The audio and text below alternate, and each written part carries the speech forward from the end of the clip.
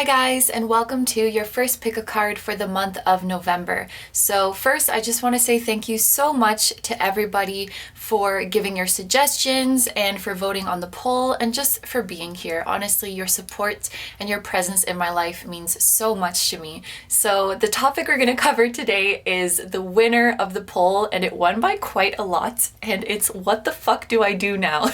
Whether you are feeling stuck, whether you are feeling lost, or you just want to see if you and your spiritual team are on the same page, this is the reading for you. We're going to take a look at your current situation and see what your options are. And in this reading, rather than telling you what to do, I want to really emphasize your free will in this situation. So we're going to look at maybe three. We're going to look at three different paths that you could take and see what the outcome of each one would be so that you can decide what the fuck you're gonna do. So there are 4 options for you guys to choose from. And for these options, we have both a stone and a card selection, and each card has a different message on it. So my thought for this was to get in touch with your higher self and see if they are pulling you towards any message in particular, because these cards inspire us to do different things or to move in different directions. So if you see one of the messages, you might feel like, oh yeah, I should be working on that. But of course, you might also be just drawn to the stone or to the color of the card or the design on the card. It's really up to you how you choose. But yeah, I'm going to stop talking now and I'm going to show you guys your options. So let's give you a close-up look at each of them. So for option number 1, your stone is orange calcite and your message is awakening inspired action. For option number 2, your stone is blue agate and your message is honoring adversity. For option number 3, your stone is amber agate and your message is exploring unity consciousness. And for option number 4, your stone is red striped jasper or striped red jasper, I can never remember, and your message is sharing shame. Okay, so these are your options, and for today's reading, if you feel drawn to more than one, please feel free to choose as many as you like, because of course our life is very complex and there may be several areas of your life that you are wondering what you should do. So, you could watch like one for this aspect of your life and one for that aspect. You know what I mean. Please take all the time you need to pick. You can pause the video if you need to, and I'm gonna go ahead and get started with number 1.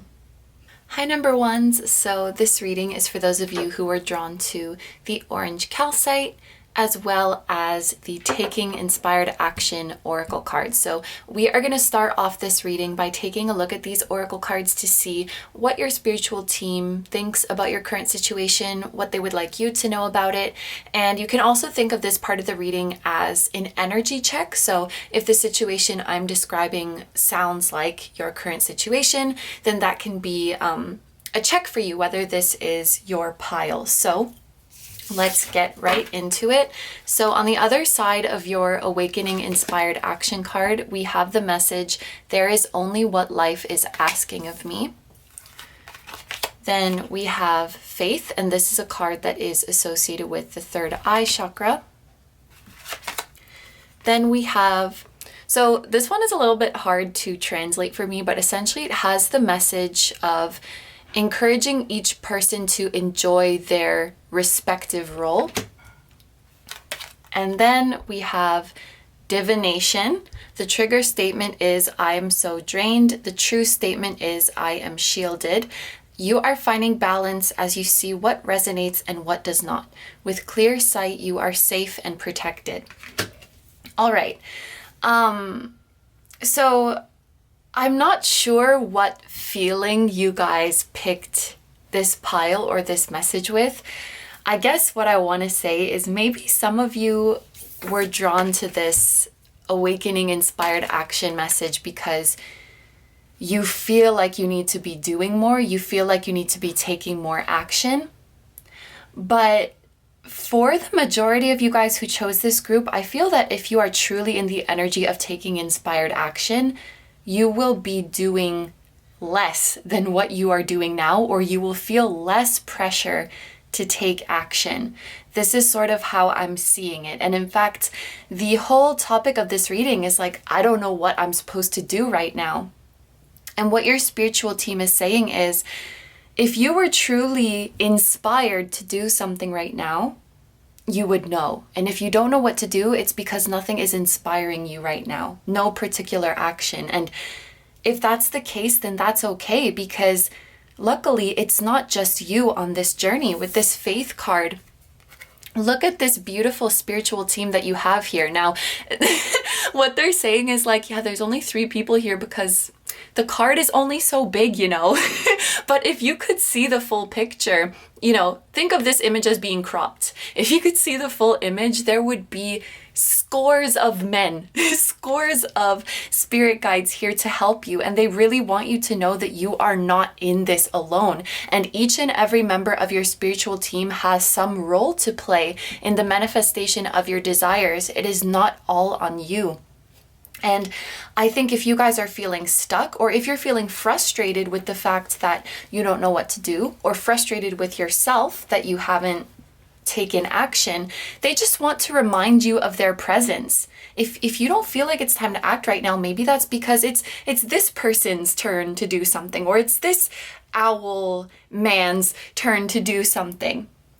We're a team. They're telling you we're a team. So please have faith in us, and please don't force yourself to do something if the action doesn't feel right or the timing doesn't feel right. This card even says there is only what life is asking of me. So some of you guys may be like, you know, just pulling roles out of your hat for yourself to complete, or just making up, I don't know if that's exactly the word I want to use, but making up things for you to do, because I guess there's something about feeling more accomplished, more productive, more worthy. Yes, more worthy of the things that you want if you are taking concrete action towards it.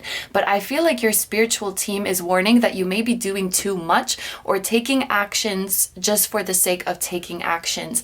And the more that you believe in them and put their faith in them, and the more that you feel worthy, like, I don't need to prove that I'm worthy of what I want. There is value in taking action, but there's value in it because it feels good, because it feels fulfilling, because you feel inspired to do so. So we don't want to force ourselves to do these things. And it's very, very interesting that we have this card about everyone enjoying their respective roles, because while my first interpretation was this having to do with like the roles of your spiritual team, now that I sit with this card a little bit longer, this could also be talking about healthy boundaries among your fellow humans. Like, I have my role and my responsibility, and you have your role and your responsibility. And many of you guys who chose this group, if you struggle to know when you should take action and when you should leave it up to someone else, aka, you know, the universe, your spiritual team, whatever it might be, this might be partly due to unbalanced relationships that you have had in the past, or even that you are currently in, where your role has become too big. What's a better way to articulate that? Like, you are having to pick up the slack for other people in your energy exchanges. So this could be like relationships at work, relationship with your parents, relationship with exes, or even current love interests. But it's like, you have your role and they have their role, but because they are not fulfilling everything in their role, you have to come in and fill in for them. Or this person is actually demanding that you do things for them, even though it's their job. So it's kind of like you guys have internalized this. It's overexertion. It's overstepping what you actually have to do, overstepping what your actual role is. Almost like you're giving 110% and the other person is giving like 90% or 80% instead of you know, both giving 100. And so your perception of like, what is my job, your perception of how much effort should I be putting in, I feel like it's a little bit inflated right now.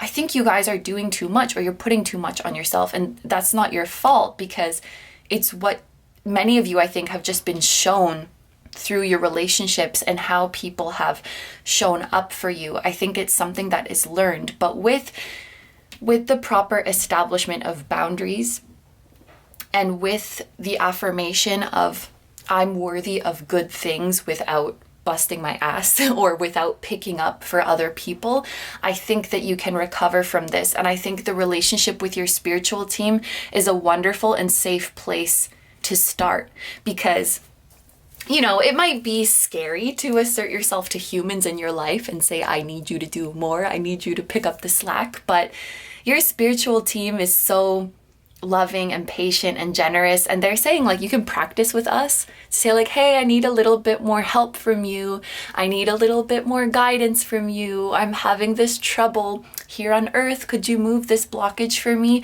Get into the habit of asking for more help from them. That's what the fuck you guys should do.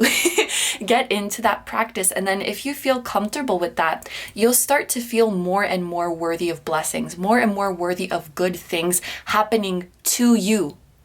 Like just coming to you and happening to you. And I think with that, you'll start to feel more strong and more confident to then speak up and say, this is what my role is, this is what I'm willing to do, and I'm not doing any more.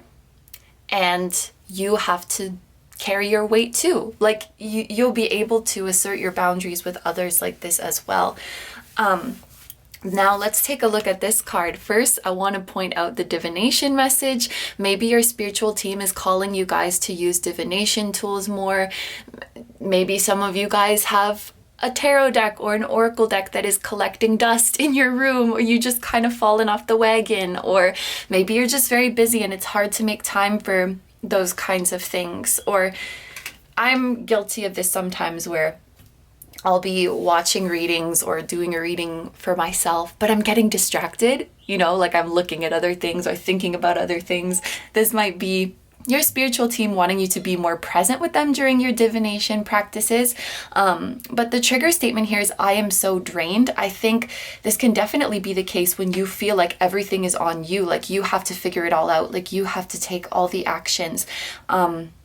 And when you are concerning yourself with things that is the job of the universe, or that is the job of your spirit guides, or that is the job of somebody else in your life, that can definitely drain you. That can absolutely drain you. And then the true statement is, I'm shielded. I am protected. I have faith in my spiritual team. I know that if I need to do something, my intuition will tell me. And if I don't know what to do, that's when I surrender. That's when I let someone else take it from here. You see, it's almost like this guy's raising his hand. That's probably not what he's actually doing, but to me, it looks like he's raising his hand like, here, I'll take it from here. And this one is saying, here's your blessing. Here's a cup. Take a break, have a drink. And then this person is saying, I'm holding you, I'm protecting you. What a lovely image. Some of you guys might want to surround yourself with more crystals as well. Spirit quartz just came to my mind. It's lovely stone. I think I might, do I have one? No, I don't have it with me right now.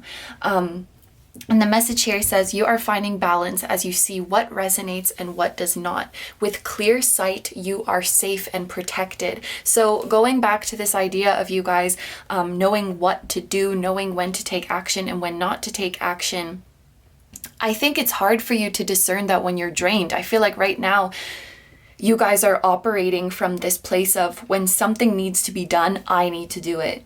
When something needs to be done, I need to figure out what it is, and just doing everything. Like that's your default, or at least to feel like you need to do that. And the camera timer just went to 11:11, so maybe that's an important message, or this is how your spiritual team communicates with you.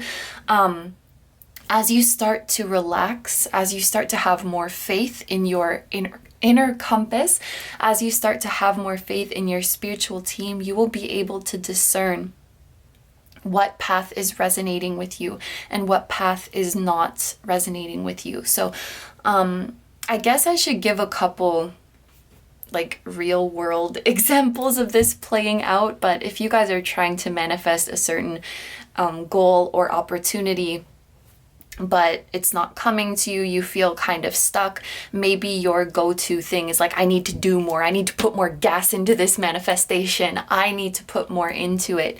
Whereas I think your spiritual team wants you to shift, and in these times, ask them to do something. Like, you don't need to put it all on you. And also, sometimes this card reminds me of the Two of Cups. Some of you guys might be in a connection that you're trying to make it work, and you keep thinking like, what do I need to do to bring about this union? What do I need to do to get closer? What do I need to do to manifest this person? And this card says there's only what life is asking of you. So in your life, if there's nothing that is calling you to do something, like if there's no, how can I say, if there's no space that you feel, oh, I can step into that and take an action towards this person. If there's nothing there, you don't need to create actions to take when there aren't any there. And if things aren't moving, maybe that's on the other person. Maybe the other person isn't carrying their weight, but that is their free will. That is their decision. And if they're not asking of you to move towards them, then there's no action for you to take there. And when I'm saying this, I'm realizing it could come off as maybe like harsh or discouraging or something like that, but it's not on you to make a lot of these things work. I feel like for this group, a lot of it is on someone else, or it's on your spiritual team. And maybe this desire to take a lot of action, it comes from a feeling of responsibility, or maybe it just comes from a feeling of impatience, honestly. Like maybe you feel this other person or organization or your spiritual team is moving slowly. So you're like, no, I'm going to do it because I'm going to make it happen faster. But I really think this is all about patience and faith, and recognizing what is your job and what isn't, recognizing what is your business and what isn't. And it really comes back to this. There's only what life is asking of you. If it's time for you to do something, literally, like, life will let you know. Life will ask it of you. You will know. The more you're connected to your inner compass, you will know. Okay, so this is what I see for the Oracle card. So I'm going to move into the tarot now.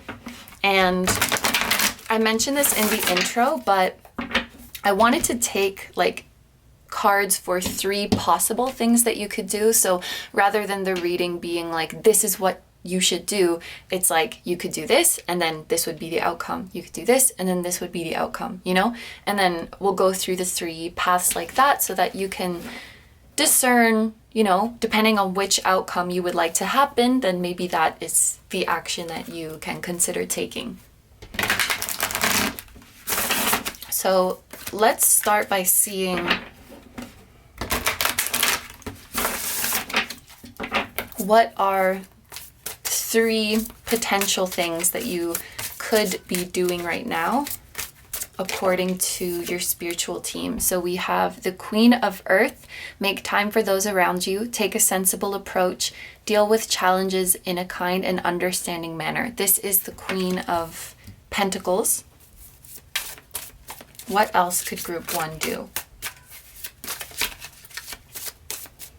What else could group 1 do in the manifestation of their goals? Because this is definitely about you guys manifesting something or achieving something. What else can group 1 do? We have the Sun, happy outcome, brilliant new ideas that lead to success, have confidence in yourself. And okay, what else?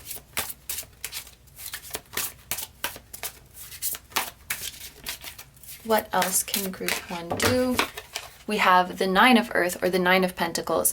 Enjoying life's little luxuries, spending quiet time alone, successful self-employment. Ooh, okay, so I'm just gonna drink some water.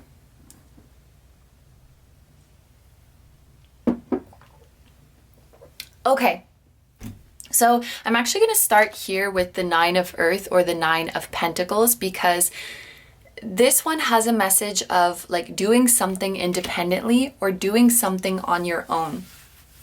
So, and I guess this could go for like whatever it is that you guys are trying to manifest. Starting with a relationship, for example, if there is, for those of you who are asking about some connection that you want to come together, whether it's like a specific person of interest that you know already, or you're just trying to manifest a soulmate, a future partner into your life, this path that your spiritual team is showing you is like, just do you. Just go live your life and don't worry about that other person. This lady on the 9 of Earth card or the 9 of Pentacles card, she is like a single lady. She's independent. She doesn't need anybody. She's confident. She makes her own money. It's like this kind of vibe. And especially because it talks about self-employment too. There's this feeling of like doing it on your own. So if there's like somebody in your life right now and you're trying to make it work with this person, this would be like, stop putting effort into this relationship and just focus on yourself. Like all of that effort, all of that love, all of that energy that you've been pouring into this other person or into this connection, just pour it back into yourself. Focus on your career, focus on developing your skills. I think honestly with all of these cards, I think that there's some huge blessing coming in your career, no matter what you choose to do. Especially if you guys are like creative or moving towards self-employment or something like this, there's something big coming in your career. There's a huge achievement, and this might shift your perspective a lot. For those of you who are dealing with like a one-sided situation or a situationship or a connection that is not moving, what I'm seeing here, and I feel like this is almost certain, there's some huge accomplishment coming in your career where you're going to feel really recognized and admired and respected and valued and appreciated by your professional team or by your clients or by your fans, if that applies to you. And I know that external validation isn't everything, but like this is proving to you how amazing you are. The sense of pride you get with this accomplishment and the response from the people around you and how they treat you. For many of you, this is going to help to shift your perspective about your self-worth. And some of you guys might realize like, wow, this connection, this person was not valuing me. I'm not even interested anymore. It's like you don't even care to tolerate or withstand that kind of treatment anymore. And some of you guys might be losing interest in a situationship if you haven't started to already. If you're trying to manifest just a general person, you don't know who it is, like a soulmate or a twin flame who is somewhere out there, it's not like you stop loving them or you lose interest in them, but I feel like you guys will be losing that sense of urgency or that sense of desperacy, if that's a word, desperateness, or the sense of like emptiness. Like you don't feel an emptiness or an absence when they're not there. And this is from falling in love with yourself and falling in love with your own life. So this is like investing in yourself, putting energy into yourself, being mindful to enjoy the little things in life. This is definitely what they're encouraging you to do here. If you guys don't already, you might want to start like a gratitude journal, or just in your head when you wake up, think about everything that you are grateful for, everything that you do have, because this card is all about appreciation. And when you take time to be conscious of all of the things in your life that you appreciate, you will start to feel more and more wealthy, and you'll start to see the universe as more and more generous and more willing of blessing you. So yeah, again, it's not like you completely stop caring about this person or wanting this connection, but it's like, I know they're out there, and they'll come to me when it's time, but my life is so interesting right now. My life is so fun right now that I don't feel like I need to worry about this. No matter what your situation is, I feel like your spiritual team is discouraging you from pouring energy into those kinds of connections right now, especially if there's no reciprocity. Like, just forget about it. You're talented, you're hot, you're amazing, you're strong. Like, just go out there and achieve things and live your life. So this is one path that, and honestly, I feel like, I don't even know, do I want to read these as 3 different things? Because they go together so well.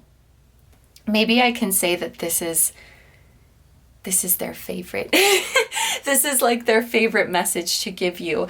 Now over here with the sun, I did think of this as putting yourself out there. So whatever it is that you guys are trying to manifest, the sun would talk about making yourself more visible, because if you think about the sun, it's like the most visible thing ever. It lights up everything, it heats up everything, it gets life from everything. It is this big, brilliant, fiery ball. So this is about making yourself visible. If you are trying to manifest, oh my gosh, okay, I'll get back to this in a second. If you're trying to manifest something in your career, the sun would be about making yourself super, super visible to the people you want to notice you. Whether that's like a company that you really want to hire you, some agency that you really want to enter, or something like that. If this is about the connection, this would be the option where you make a move towards this person, like you're visible to them. A thought that I wanted to say with the Nine of Pentacles, and then I just forgot to say it, is like if you're trying to manifest something career related, the Nine of Pentacles is doing it on your own. You know, so like, oh, I've been trying to get a position in this group and I feel like it's not happening, but whatever, I'll just do it myself. Like this kind of vibe. I've been trying to get this company to publish my stuff, but I'll just publish it myself. Like this kind of vibe. So this is like do it yourself, forget about the other people and do it yourself. The sun is make yourself super, super visible to the people whose attention you want to grab, or directly take a move towards them, because this will reduce to one. One is a masculine, go-getter, action-taking kind of energy. It's confident, bold, daring. You guys get the picture. And like I said, the sun is very visible. This is also, yeah, the sun and Leo energy. It's highly, highly masculine. So maybe you guys will get some brilliant idea from your spiritual team about how to make yourself visible to the right people. And then over here we have the Queen of Earth, and this talks about making time for those around you and dealing with challenges in a kind and understanding manner. So if I can see, it's a little difficult because I'm not sure like what situation you guys are asking about, but I will use the example of a connection. This is like, never mind them. I'm going to go off and live my own life.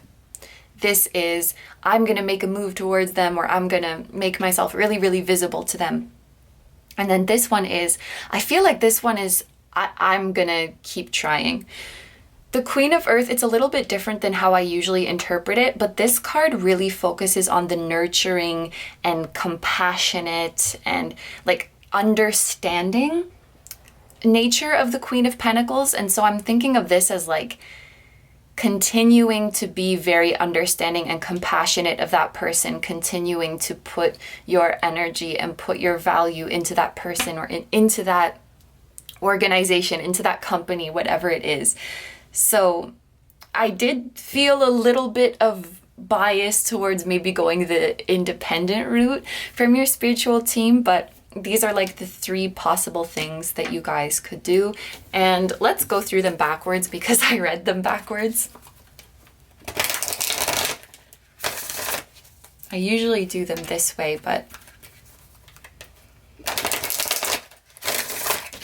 okay. So with the Nine of Earth, what will happen if you take this approach? We have the Knight of Earth. Oh, okay. With the Sun, what will happen if you take this approach?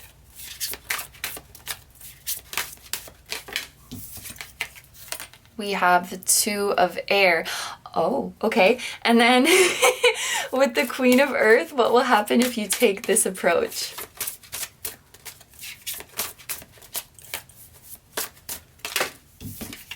We have release with death. Okay. Or not release with death, but release means death. That's what I meant to say. Wow. Okay. So, yeah, we'll start over here again. I'll do it in the same order. So if you guys take the independent approach, and I think I'm just gonna give like examples for relationship or career, feel free to claim one or both or the other one or like to modify to your own unique situation. But those are kind of the two main interpretations I will give you guys to work with. So this is if you take the independent approach. If you're like, forget about this other person, this other people, I'm going to do this by myself. I'm going to focus on myself. I'm going to live my own life. I'm going to be independent, confident, baddie, you know, this kind of energy. Things might take some time to get to where you want them to go, but you will get there. The Knight of Pentacles indicates a journey that is slow but consistent and fulfilling. And there are twists and turns in this journey. There are pit stops in this journey. There are ups and downs, but you do get there. So let's say this is you moving on from a person and focusing on loving yourself and focusing on your goals. The Knight of Pentacles is saying it might take some time for you to entirely feel better, to entirely move on, to entirely, to find someone else. Whatever it is that your goal is, this might take some time. And if they're being honest with you, there may be moments along this journey where you fall back, like either you feel like you made a mistake by moving on, or you actually have a moment of weakness and reach out to this person again and get back on fall off the wagon or get back on the wagon. I don't know, but you know what I mean? There may be times where you fall back to your old ways, where you start putting a lot of your energy into this connection again. But if you stay consistent with time, you will heal. You will truly and genuinely feel like this Nine of Pentacles person, and you will find your success. And similar interpretation for those of you who are manifesting an opportunity or something in your career. If you go the independent route, if you go the self-employed route, it may take a little bit longer to find the success that you're hoping for, and it may be unstable at first, like you have a good month, you have a bad month, you feel like giving up, you feel like going back and, applying somewhere like this. It can be a little bit of a rocky journey and really take some time for you to find your footing and find your stability, but it will be worth it. It will be fulfilling. This card says time to buckle down and get things done. So it will take hard work. It will take commitment. With this message, honor your commitments, but you will have all of the divine support that you need to make this work. You will get there. That's the promise of the Knight of Earth or the Knight of Pentacles. Now over here, this is very, very interesting. So the Sun represented the approach that you take where you put yourself out there, where you make yourself very, very visible. And then we have the Two of Air, which is like indecision, especially like, struggling to pick between some options. That's how I'm seeing it in this case. So let's say in the case of a connection, making yourself visible, maybe you start investing in yourself. Maybe you have a little glow up moment. You have a makeover moment. You start taking care of yourself. You start living your life. You start posting a lot, trying to catch the attention of your person. Or maybe you are starting to post your products or your works of art or your content. You're starting to promote yourself if this is more of a career or creative thing. As you put yourself out there, not only are you getting the specific attention that you wanted, you're also getting attention from others. Other equally appealing, what could I call them? Candidates. Other equally appealing candidates. And I'm seeing the Two of Air as you guys now having options, but having to choose. Like, oh, I got the attention I wanted, and I also got this one, and I really like this one too. So, like, you are posting a lot of your stuff, trying to get the attention of your dream agency or your dream company, but then a bunch of others start reaching out to you too. Like this, because you're the Sun. You're so brilliant, you're so big, you're so exciting. Or you know, you're really putting effort into your appearance and coming across really, really confident and attractive. And the person you like notices you, but someone else also notices you. And this person is really, really nice too. So it's like this kind of vibe. You're getting more than what you bargained for or more than what you expected, in a good way, because I do see the energy that you're attracting is going to be really, really nice. But that's why it's the Two of Swords, because for me, the Two of Swords always has this energy of like, oh shit, I can't choose, or I don't know what to do. And you know, that will be up to you. Two of Air definitely asks us to use our intuition. It's one of those cases where if you're trying to like weigh the pros and cons and be analytical about it, you could almost never come to a conclusion, because at the end of the day, it's about how you feel. So it's a good thing. It's definitely a good thing that these offers are coming to you and this attention is coming to you, but it could be a little bit of a confusing time. Like, I wasn't expecting this big of a response. And now I have so many opportunities and so many offers that I just don't know. You know what it's reminding me of? So I am a plant-based eater, and when I'm in Japan, there's usually like 1, 2, maybe 3 things that I can eat on a menu at any given restaurant. It's like spaghetti, salad, french fries. That's like, or like cucumbers and edamame and tofu if I'm at like a more Japanese place.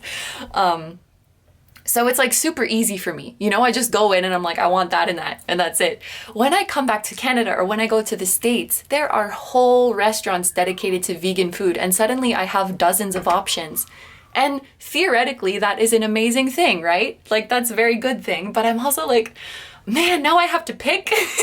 I'm not used to it. So it's very, very overwhelming, and it actually like stresses me out. So this is kind of how I'm reading this energy. And when I was mid-sentence there, I saw 3333 on the camera timer. So you guys got 1111 and you also got 3333. And then over here we have the Queen of Earth and we have release with death. So yeah, this was the option about you guys continuing to just have unwavering patience for the other party, parties, unwavering compassion for the other party, just like loving them and trying to understand them and keep putting your energy into them. And with death here, I feel like eventually you would drain yourself. Eventually it would die out. I think whatever the case is, and especially for those of you who are in some kind of like situationship type thing, there has been a pretty clear message of encouraging you to let go. And again, it doesn't mean let go forever, but just for your own well-being. Like, you cannot keep draining your energy into this. You got to be fair to yourself. Like, some of that has to go to you, you know? And you have so much potential. Like, you're the sun, you know? Like, I don't know if I did a good enough job of stressing how many people are gonna admire you and love you and praise your work, and how much of an impact you can make, and how much success is coming to you. But you need to fuel yourself. And I'm being reminded of this dream I had a long time ago. It feels like a long time ago now. I think I even spoke about it in a reading before, but it was so weird. It was like somewhere in the music industry, but the music artists were like pregnant and like actual like celebrities in Hollywood. They were at an award show, but they were pregnant, and they were saying like, I'm not fed enough. And it was this idea of, if they're not fed enough, they can't give birth. And so I think it was a metaphor for like, if the artists aren't supported, if they're not given time to rest, if they're not given, you know, the resources to do what they want to do, they can't produce good art. And it's like, how can you expect me to go out and perform all these shows and do all of this press and still be inspired when you don't let me just like rest and eat and drink? And you know what I mean? I think it was a metaphor for that. So I think this applies to your situation of like, you have so much potential, so much amazing things coming to you, but you need to feed yourself. You need to nourish yourself so that you can give birth, if we put it in the context of my dream. And putting a lot of energy into a connection like this, for those of you who are resonating with that, it might be that a lot of your energy that could be put into your successes, into your creative and professional potential is, I'm not going to say the word wasted because that's mean to that person, but I just said it. It's like, it's not going to a good use, I guess, right now, at least in the current energy that things are in. But this card says spiritual transformation, time to move on. And I do feel like as you reach more and more of your goals, as you start to develop more and more of your self-worth, you might not even care for this anymore, or care for it as much as you once did, or feel as desperate for it as you once did. But this is what I'm seeing in the tarot. So we're going to finish off just with these flower petal oracle cards. I don't necessarily know if I'm going to like interpret these because they're just sweet little messages, but I thought this could be messages from your spiritual team just to finish off. We have Magnolia. You will find what you need in the wisdom of your heritage. So there might be ancestors on your spiritual team. Or some of you guys might be traveling back to your home country, or traveling to the country where you have roots. So like if you have Polish roots or something, but you're in the States, maybe like you're traveling to Poland or something like that. I wonder if some of you guys have roots, like where letters are read right to left. Because I feel like I never read this way, but for some reason today I did. Or maybe, for example, if you have an Indian background, then maybe you will find a lot of wisdom in Buddhism or something like that.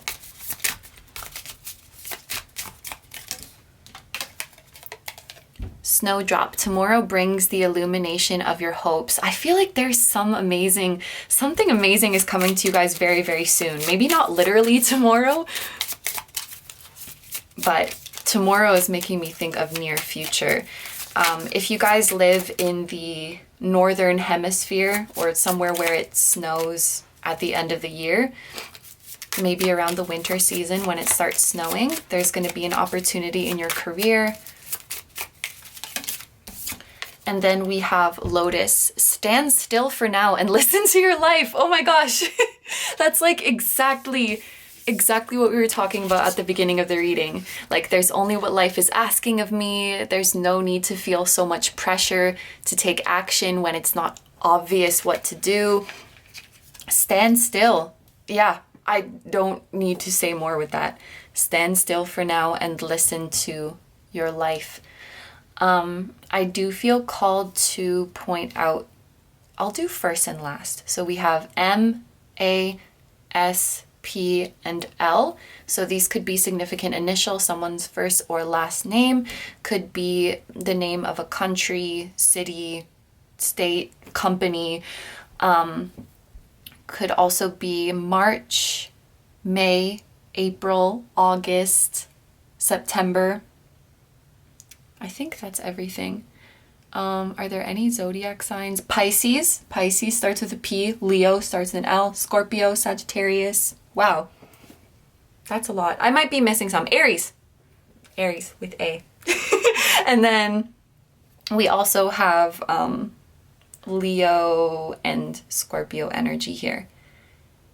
I think I got all of them. Anyway. So those are all the messages I'm seeing for you guys. So, oh, Libra. Those are all the messages I'm seeing for you guys. So Aquarius. Oh, I actually missed a lot of them. So I'm going to end the reading here. Thank you very, very much for letting me do this reading for you. I hope you have a wonderful day or night whenever you're watching, and I wish you all the best. Please take good care of yourself, stay healthy, sending you guys lots of love, and I will see you in the next one. Bye-bye. Hi, number twos. So this reading is for those of you who were drawn to the blue agate as well as the honoring adversity card. So we are going to start off this reading by taking a look at the oracle cards here and see what your spiritual team is thinking about your current situation and what they would like you to know about it. And you can also think of this part of the reading as an energy check. So if the situation I'm describing does sound like or resonate with your current situation, then you can take that as a confirmation that this is in fact your pile. So let's get right into it. On the other side of the honoring adversity card, we have the message, a fire reveals a path of renewed direction once the burning is complete. Then we have self-worth, declutter, I made so many mistakes is the trigger statement. I let it all go is the true statement. And we have the message. Everything you have done up to this point is leading you to where you need to be. Let go of the past and be here now. And then this card says, have the strength to discern between good and bad, or between right and wrong. And I think they're in a different order. Yeah, in group one, they were like this. So I'm gonna put them like this. So we have two distinct color schemes going on here. We have orange and then we also have blue. So this could be referring to the sacral chakra, and actually this card is a reference to the sacral chakra as well as the throat chakra. These could be energy centers that are asking for your attention right now with regards to the question of what should you do now. It might be working on these two chakras. But where do I start? I think that if you guys chose this group, or if this is your reading, you've maybe been through some kind of ending, or you're feeling like you are due for an ending. It feels like your soul is wanting to let go or to leave something behind, whether that be certain connections, certain friends, people in your circle. Maybe it's a job or a place that you're wanting to walk away from. But this is the kind of energy that I'm picking up from this pile. Like a cycle has either just ended and you're sort of in the aftermath of that, or your soul is really like itching for something to come to an end. I'm getting this idea with the fire, you know, the fire burning something away and now there is a new path. It's almost reminding me of the death card, or of like Scorpio energy, where the phoenix is bursting into flames and then rising from the ashes. This is sort of the vibe that I'm getting here.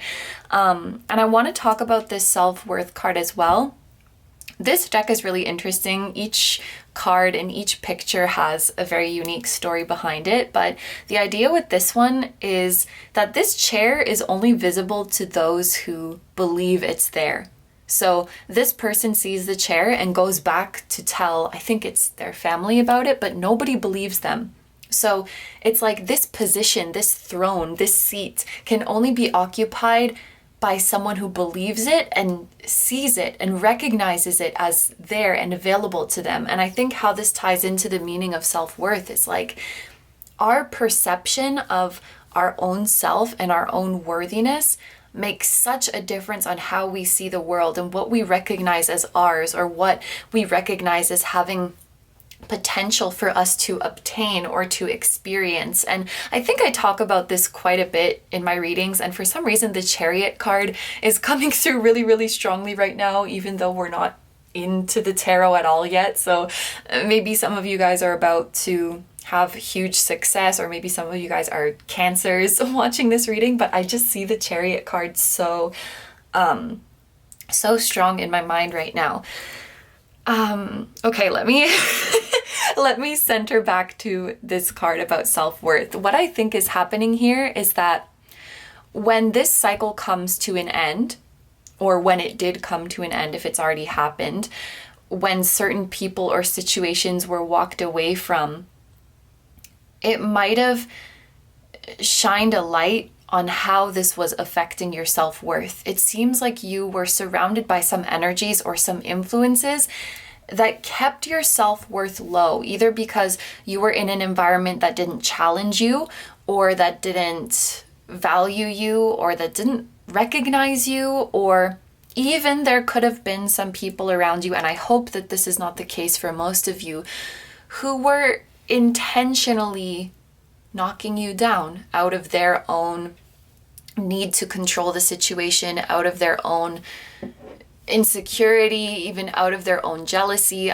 Like I said, I really, really hope for most of you that it wasn't an intentional thing and was rather just like you weren't in an environment that was nurturing you properly, because it just, just wasn't your environment. Like, it's a good environment, but not for you, kind of thing.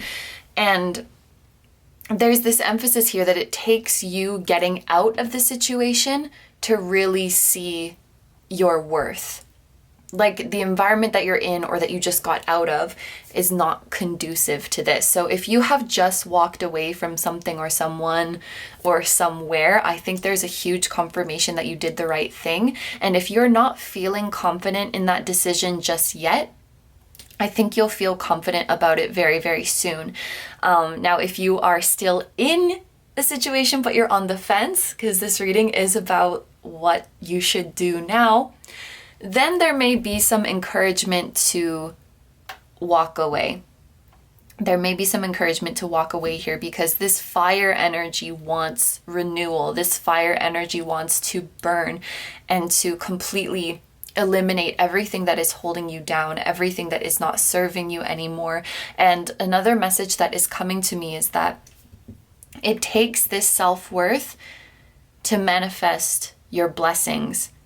Like, we need to build up this self-worth. And that's not from a place of like, the universe is punishing you and saying like, you didn't work on your self-worth, so I'm not going to give you these blessings. But it just takes self-worth to recognize, oh, this is my blessing. This opportunity is for me. I'm worthy of this. And to actually go after it and to claim it. And it also takes a healthy self-worth to hold on to that. So I think what a big message of this reading is that there are so many amazing opportunities out there for you. There is so much love out there for you, but if you don't cultivate that self-worth, you might not see this chair. You might be like the people in this story who don't see the chair.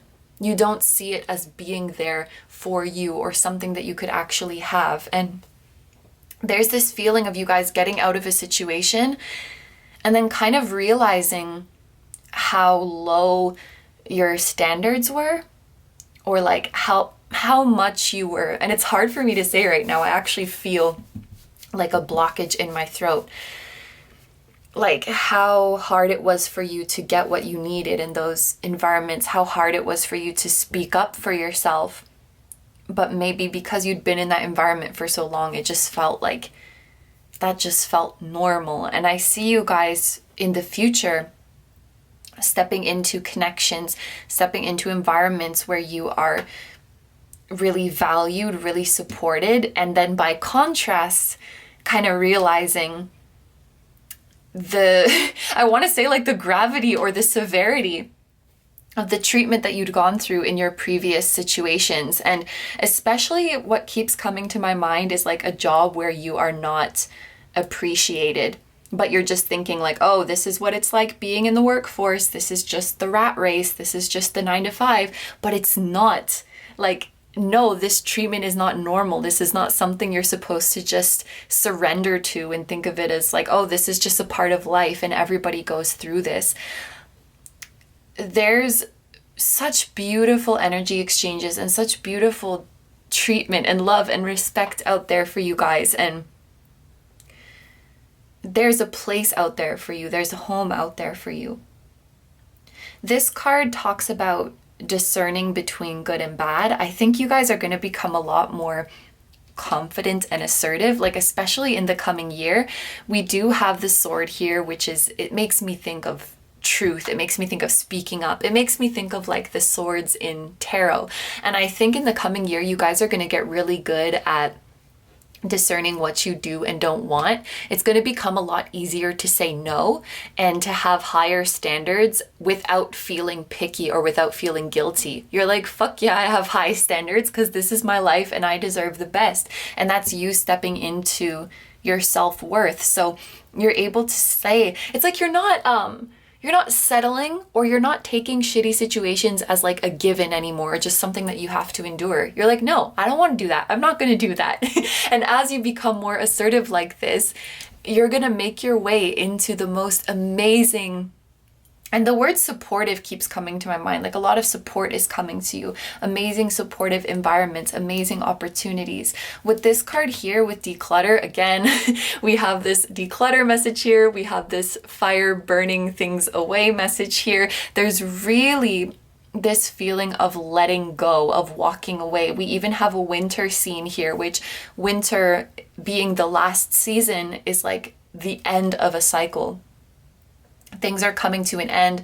The snow is falling. It's going to clear everything away. And then in the spring, we have new life. You guys are like in your winter right now. This is what it feels like, but you're about to step into your spring.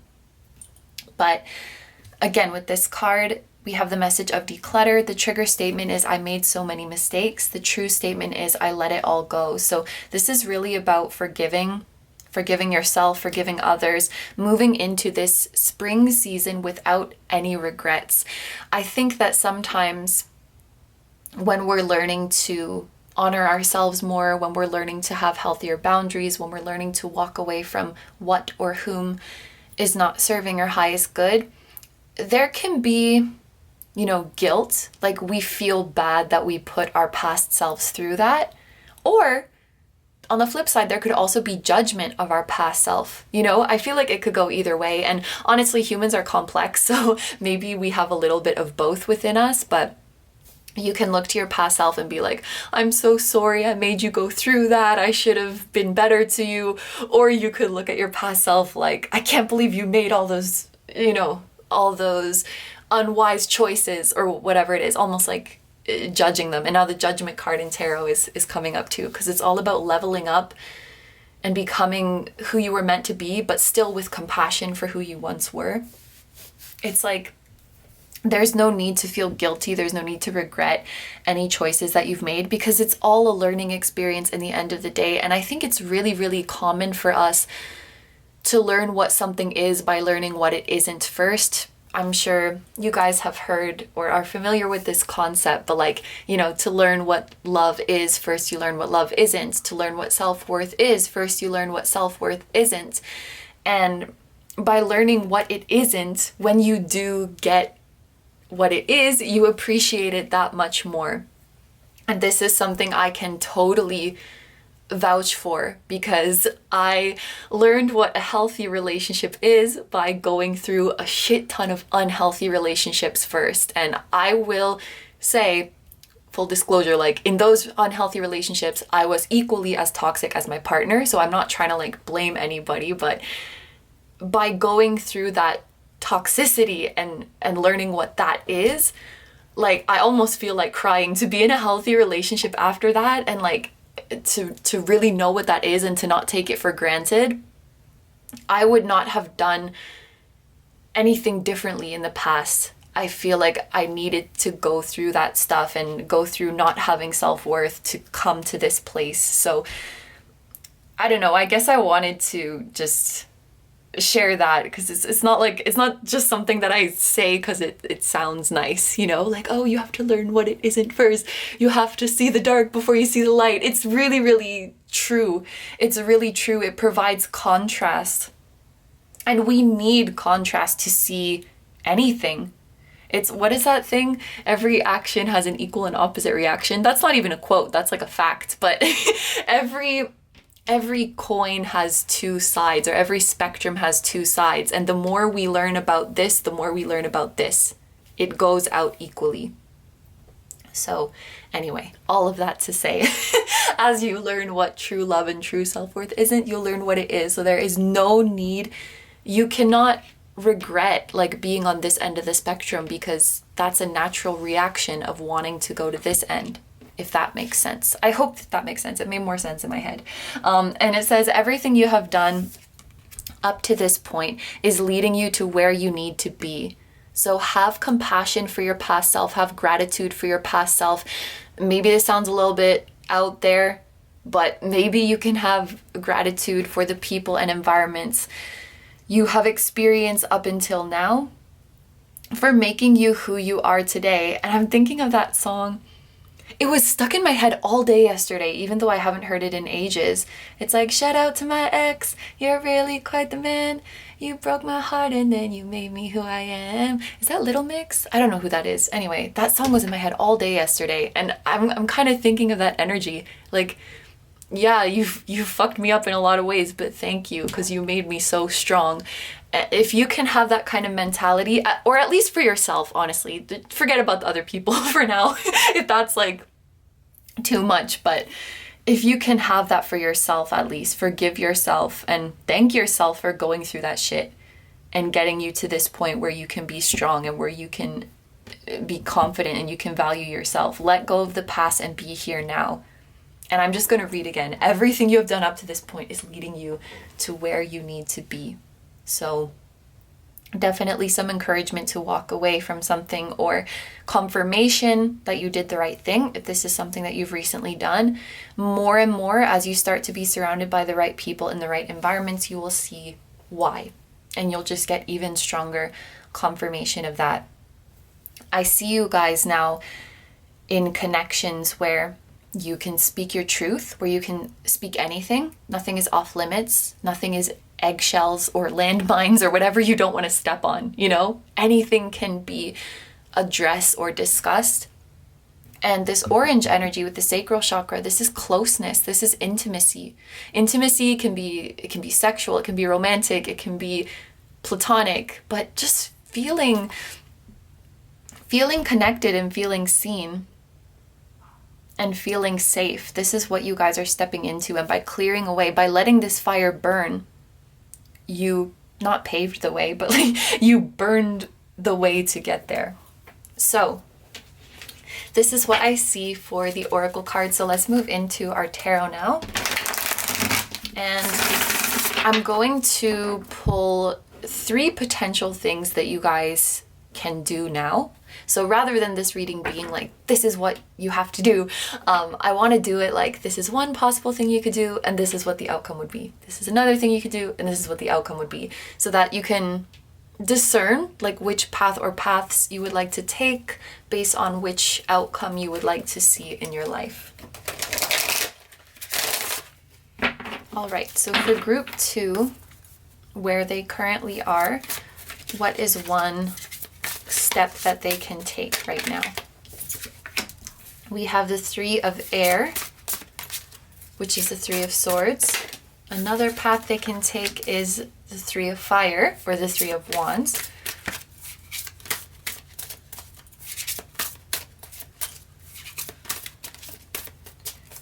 And let's get one more. What is another path they can take? We have the 4 of earth. Okay, this makes sense. So we have been talking about this walking away sort of energy. So I definitely think that the 4 of earth is talking about staying, like not walking away. Because of course you have free will. And while I did feel that there was a lot of encouragement to move on from something or to let go of something, it doesn't mean that you have to. And the fact that this is here, it likely means that this is not something that's going to happen to you. You know what I mean? Like, this is not a tower moment where if you don't walk away, it's going to fall apart. If you don't end it, it's going to end for you. This is potentially a connection or a situation that you could stay in for a pretty long time with this 4 of Pentacles. So it's very, very much your free will if you stay or go. I really feel like I need to say that.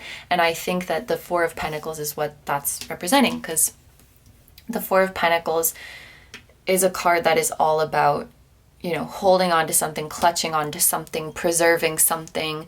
It has a bit of a stubborn or tenacious energy to it, and very, very like firmly rooted where it is.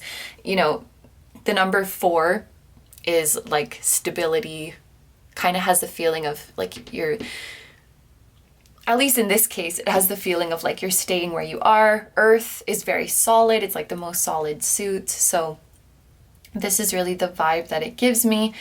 The 3 of air or the 3 of swords, I think that this is about walking away, but not moving on right away. Do you know what I mean? Like not moving on to the next thing right away, and honestly just like giving yourself time to be sad.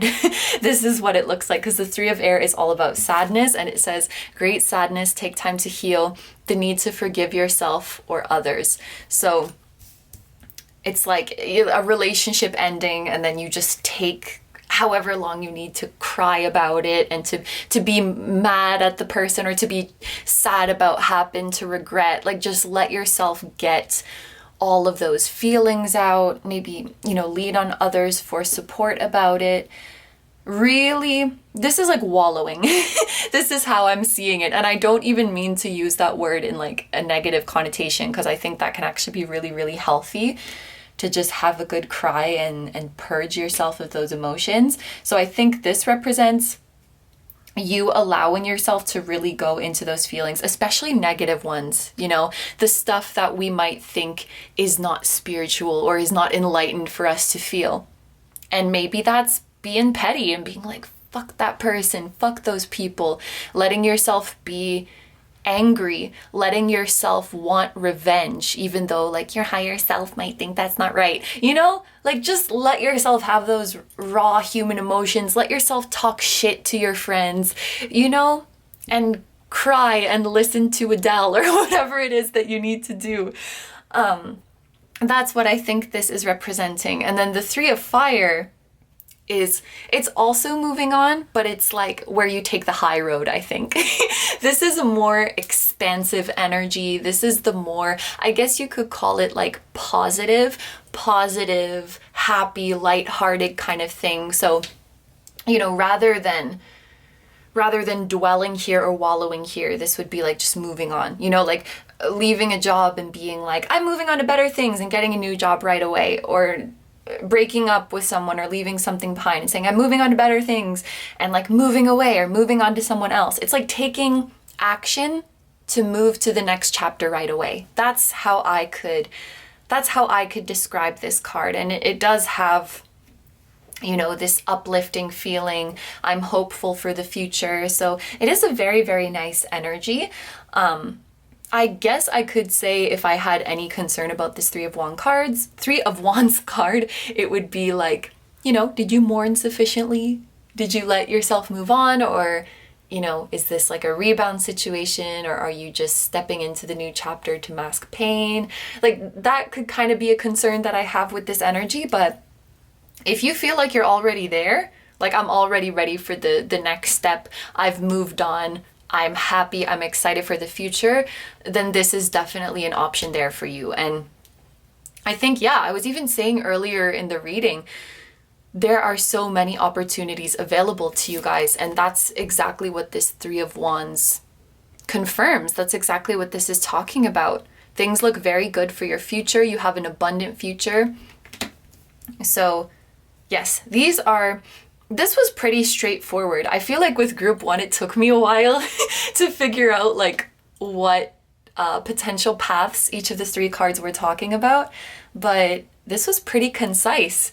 So this situation that you're in, your options are to stay, to move on and let yourself be sad, angry, petty, negative, wallow in that for a while, or just take the high road, just get up, just be positive and move on. So we're going to take clarifiers for these as well, because we want to see what would happen if you choose each of these, And you might want to choose more than one, because you can definitely do them in succession, Like first I stuck around, but then I left and I was sad, but then I moved on and was happy. So, you could do one of these, you could do 2 of them, you could do 3 of them, you could do none of them.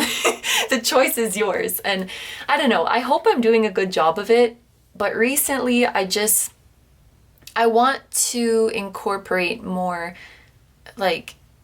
free will into readings, because I feel sometimes it feels like I'm just saying like, this is what's going to happen and this is what you should do, and that's not up to me. So I'm here to just help, So all right. And it's also funny because in group 1 I was like, You know, normally I would just read the cards this way, but in group 1 I read them that way, and I was like, oh, that's weird, I never do that. But then this time I was just like jumping around all willy-nilly, so. Okay, so let's start with this one. What will happen if you take the 4 of Earth path? 4 of Fire, okay. Interesting, that's the 4 of Wands.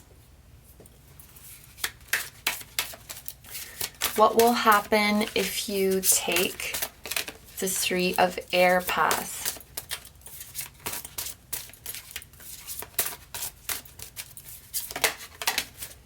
We have Balance, and this is Temperance in traditional tarot.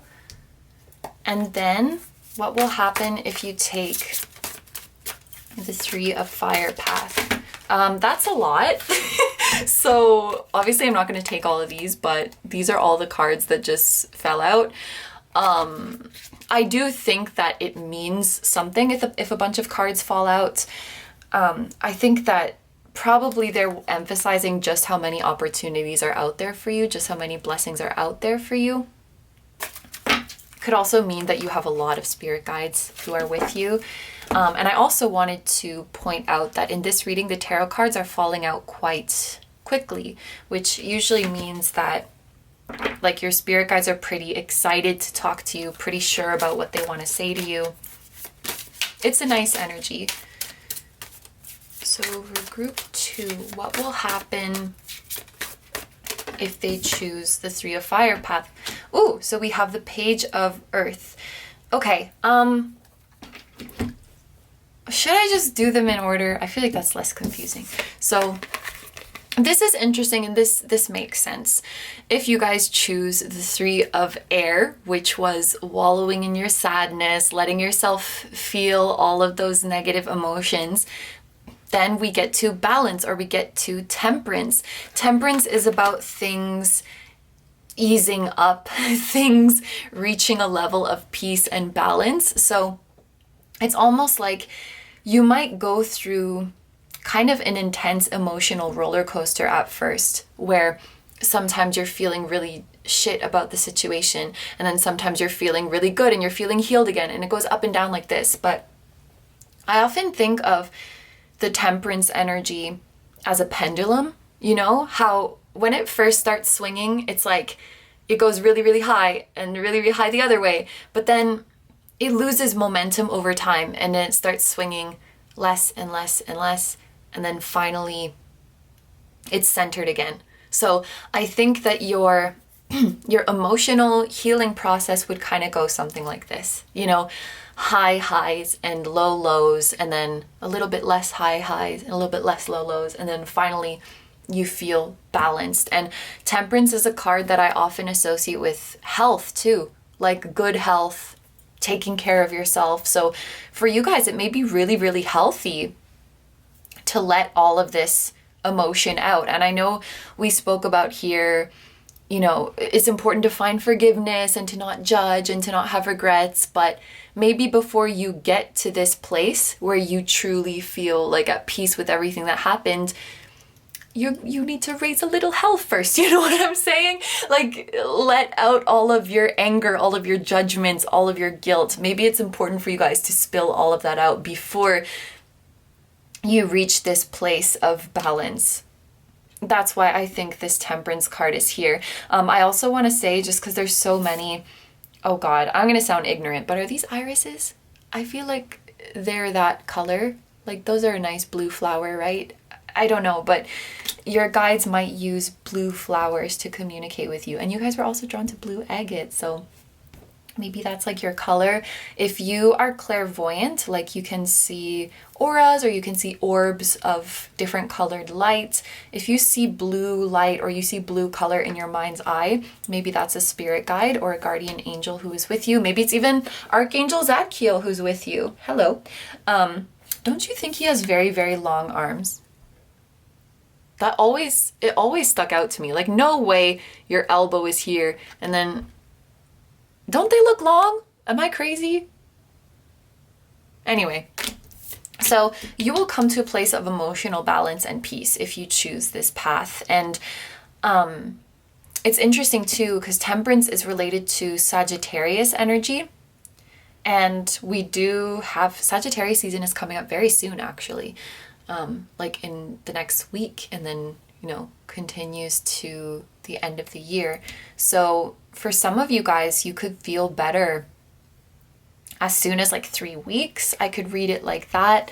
If I add this up, it's 3 to 5 weeks. Like, you know, you can let yourself feel shit for a few weeks, let yourself feel shit for a month, and then I think the majority of your roller coaster would be finished. You might have like a few ups and downs now and then, because that's normal, but the majority of that energy would be purged, and you would be in a much more peaceful place. And then I also think this shows you truly ready to move on, because Sagittarius energy is also about expansion, which reminds me a lot of this Three of Wands energy. That's all about expansion too, like moving on to bigger and better things. Sagittarius is ruled by Jupiter, which is like abundance and blessings. So if you let yourself go through this phase, while it might be very, very painful, I think that's when you feel you're truly ready to move on to bigger and better things, and to fully enjoy them, and to fully be present in them.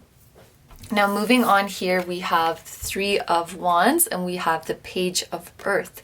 And it's so cool. Look at these messages together. Abundance, things look very good. Have patience at this time. Make long-term plans.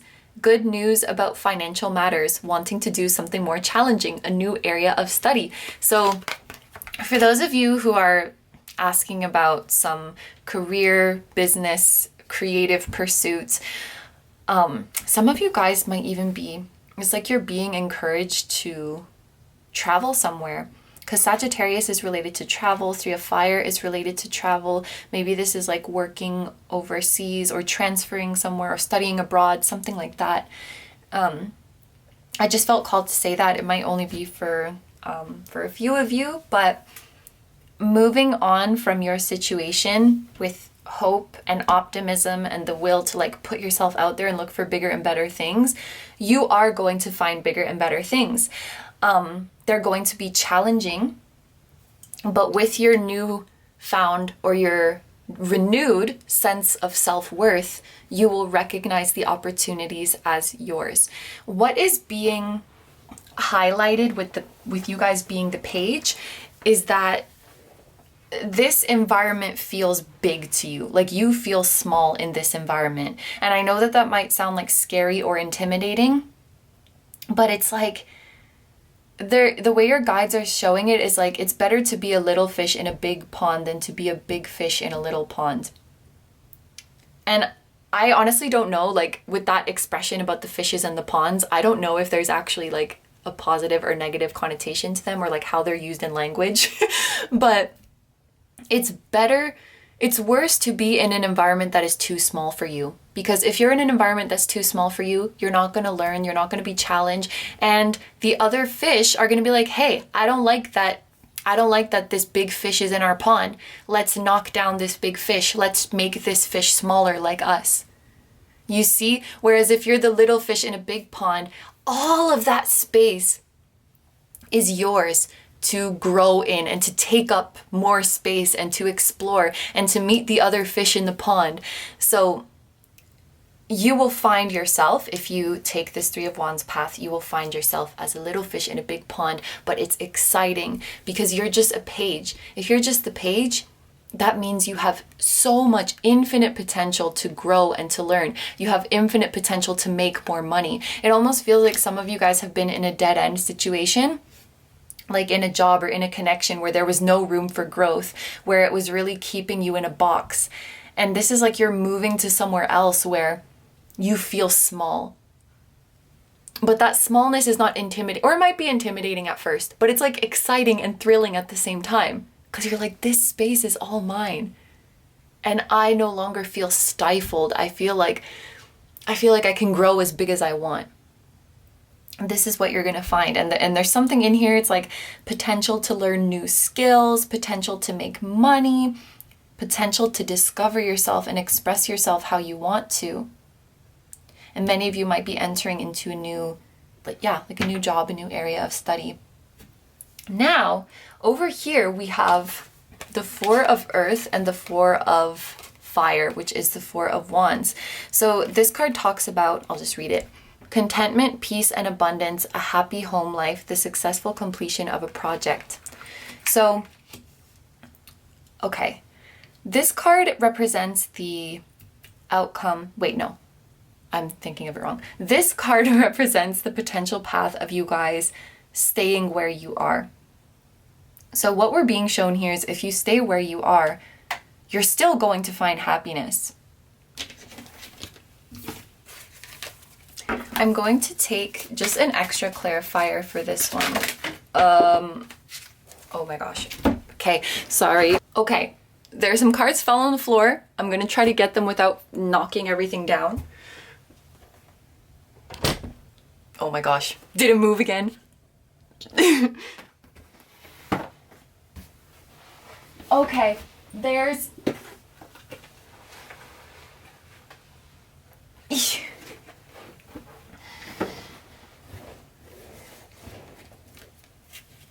All right, so I wanted to pull clarifier, but we got two, so that's fine. We'll take both of them. So this was the option if you choose to stay where you are. We have the Four of Fire or the Four of Wands. We have Judgment, which was one of the cards that we talked about. And then we have Five of Air.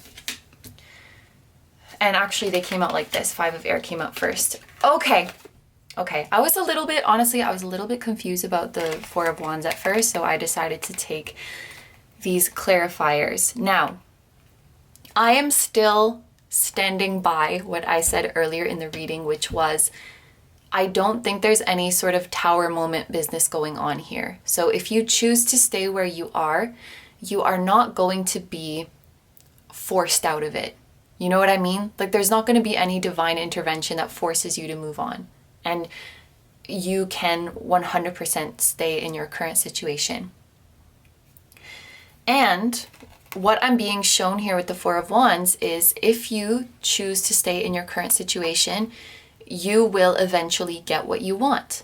So in the case that, you know, you guys have been holding on to this connection, like hoping for some kind of union or hoping for some kind of commitment, the Four of Wands means you will get that. Because the Four of Wands is about a happy outcome. It's about wishes being fulfilled. It's often called like the 1111 card because of these wands look like 1111, and that's like the time you make a wish.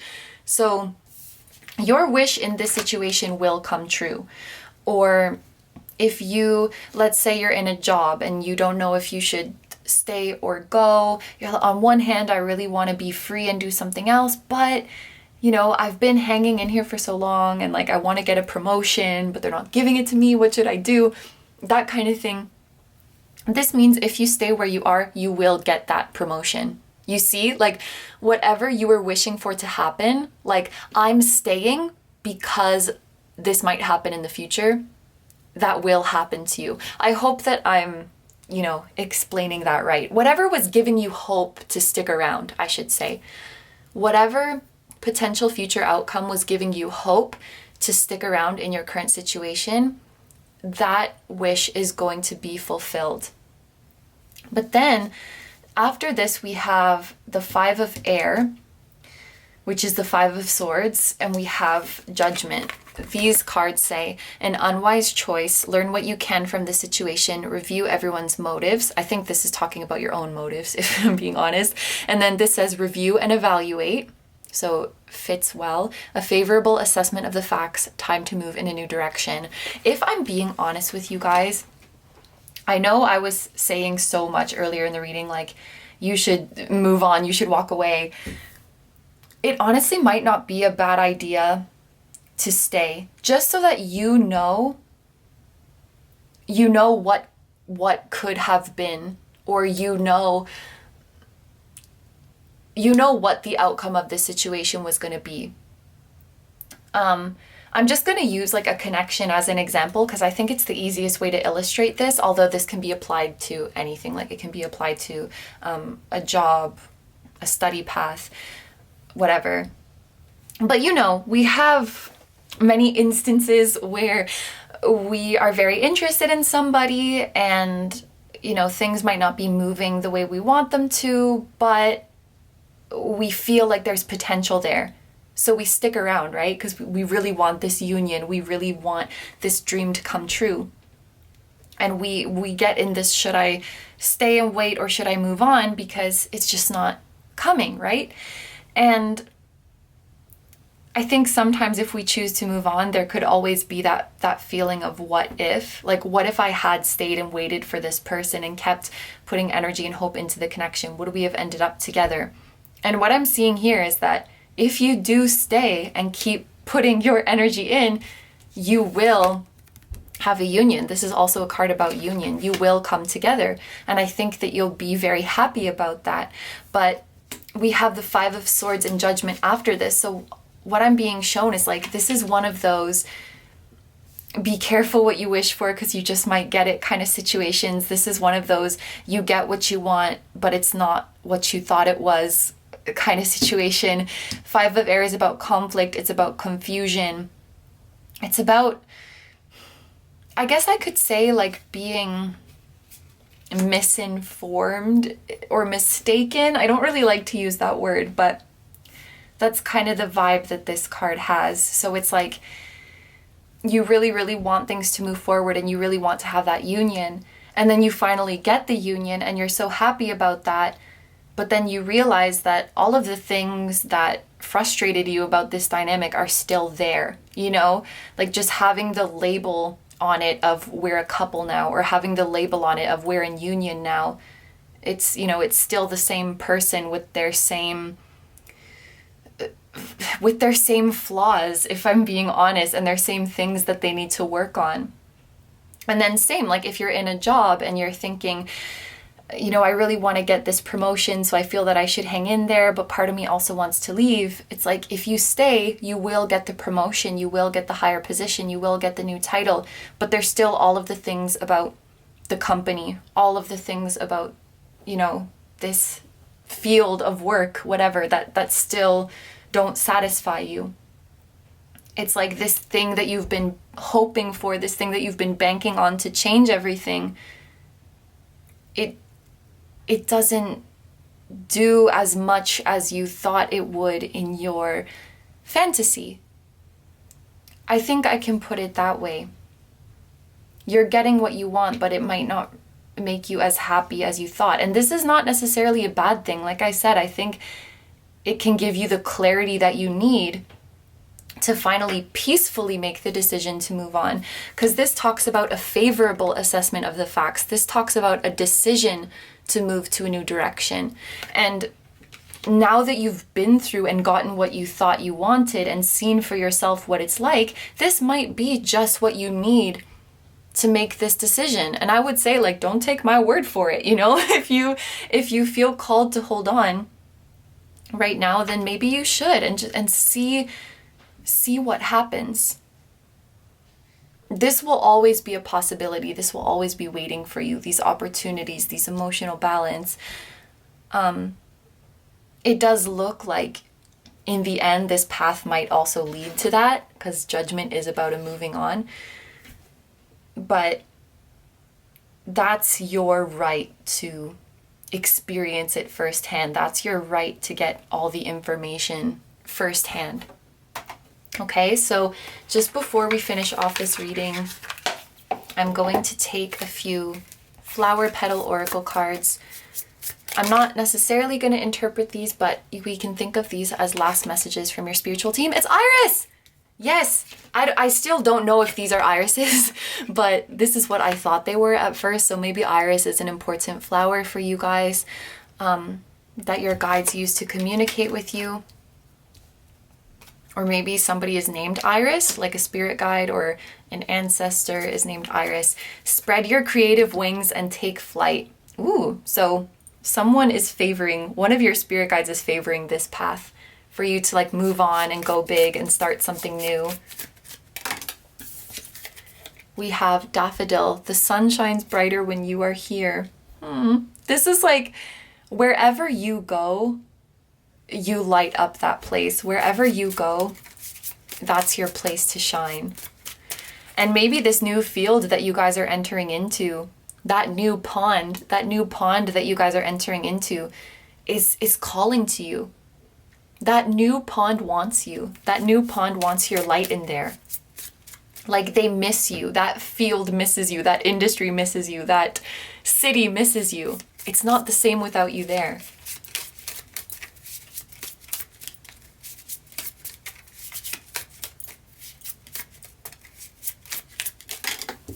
And then finally we have lilac. The future is sometimes lost in the wanderings of yesterday. So there is kind of a feeling of dwelling in the past when maybe it's time to be looking forward into the future. Honestly, all of these seem to be, it's like the path eventually leads to here. Like you might go through this path and then this path and then this path, but these all seem to be pointing to the Three of Wands and the Page of Pentacles, like the new opportunities, broadening your horizons, spreading your wings and flying. So I did this for group 1 as well. I'll just point out the letters that are here. I did first and last. We have I, S, D, L, and C. So these could be initials of somebody's first or last name. It could be the name of an important city, country, state, or even a company. Could also be talking about Scorpio, Sagittarius, the month of September, Leo, Libra, Cancer, Capricorn. I think that's all of them. I missed a bunch last time. I might remember some as I'm doing the outro, but those could be relevant. And then we also have Sagittarius energy here with Temperance. Judgment technically is not related to a zodiac sign, but it is associated with Pluto. So sometimes I think of it as Scorpio energy. But these are all the messages that I'm seeing for you guys. So I'm going to end the reading here. Thank you very, very much for letting me do this reading for you. I hope you have a wonderful day or night whenever you're watching, and I wish you all the best. Please take good care of yourself. Stay healthy. I'm sending you guys lots of love, and I will see you in the next one. Bye-bye. Hi, number 3s. So this reading is for those of you who were drawn to the Amber Agate as well as the Exploring Unity Consciousness card. So we're going to start off this reading by taking a look at the Oracle cards here, and we're going to see how your spiritual team is feeling about your current situation, what they would like you to know about it. And you can think of this part of the reading as an energy check. So like a check to see if this is your pile. If the situation I'm describing sounds like your situation, then that can be your way to know that this reading is going to be for you. So let's get right into it. On the other side of your Exploring Unity Consciousness card, we have the message, I am one eternal light appearing as all. Then we have Impasse, and this card is associated with the sacral chakra. We have, so this card says like spit out the poison from your heart. And then we have independence. The trigger statement is, I am just like my mother, father, etc. The true statement is, I am free to choose. You are ready to break free of the conditioning that has bound you so that you may continue your journey of healing and growth. Okay, so I'll just go through these cards in order. I feel like there's a lot of different messages in here. So starting with this unity consciousness, I am one eternal light appearing as all. What your spiritual team wants to bring to your attention right now is that we are all connected. We are all one. And they want you to know that you have a spiritual connection to everybody. Your higher self has a spiritual connection to everybody's higher self. They could be bringing forth this message to let you know that you are not alone. They could be bringing forth this message to let you know that you can connect and communicate with whichever soul you please. Many of you guys may actually be very gifted at telepathy or channeling. So sending out messages to other souls or receiving messages from other souls, almost like you have a psychic connection with everybody. Now, I do believe that any of us are capable of cultivating psychic connections with other souls, but maybe for you guys, it's just something that comes naturally to you. And in fact, you may channel stuff without even realizing, or you might send people telepathic messages without even realizing it. For example, if you are thinking about somebody, you might actually, I don't know how to say this, you might like send your astral self to appear in their dream and say something to them, and then they reach out to you. Or if you are thinking about somebody, they might show up in your dream and say something to you, and you might think like, oh my gosh, why am I dreaming about this person? Why am I experiencing this person's energy? And it's because when you think about somebody, it's so powerful that you can literally direct your psychic insights or direct your energy to them. I feel like I'm having a bit of a hard time explaining it, but it's like you have a knack for connecting with and channeling other souls, which is really, really cool. So maybe there's a soul out there that you want to send a message to, or there's a soul out there that you would like to meet up and talk to in the higher dimensions. Maybe this is something that your spiritual team wants you to focus on. You can do this to help others. Like if you feel someone's going through it, or you just want to encourage somebody, you can send them messages of love and healing. You can show up in their dream and give them a pep talk. Or if you want answers from someone, if you want communication from someone, this is readily available to you. If you guys have been wondering if something is really telepathic communication, or if it's in your head, if you have been connecting with someone's higher self, or if it's in your head, I feel like there's some confirmation here that yes, you are most definitely connecting with them, and you can whenever you want to. And I think your spiritual team would like you to feel like it's more in your free will, and that it's more your power that is doing that, rather than, you know, if some benevolent outside force is willing to connect you to this soul, then you can connect with them. It's like, no, you have the gift. You have the gift of doing that. And the camera timer just went to 4:44. So yeah, I just like spaced out and forgot what I said, but it was something about you guys having very, very strong telepathic gifts, and confirmation that what you may have been suspecting was telepathic communication is in fact that. And you're being encouraged to use it and enjoy it more often, because I honestly believe the souls and the higher selves that you guys are interacting with right now, they freaking love you. They love your energy. They would love to hear from you more. They don't want you to feel like you are intruding or like you shouldn't be doing that, because there is a connection there, and there's a lot of love there with the souls that you are naturally drawn to, with the souls that you feel connected to. All right. The other thing that I'm picking up from this card, I am one eternal light appearing as all.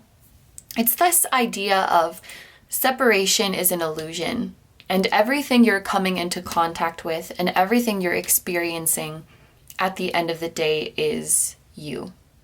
Everything comes back to you. Now, this is maybe a little bit of a different message, but they want you to bring everything back into yourself. So when you are happy, it's not this outside situation that's making you happy, it's your reaction to it. When you are suffering, it's not the outside situation that's making you suffer, it's your reaction to it.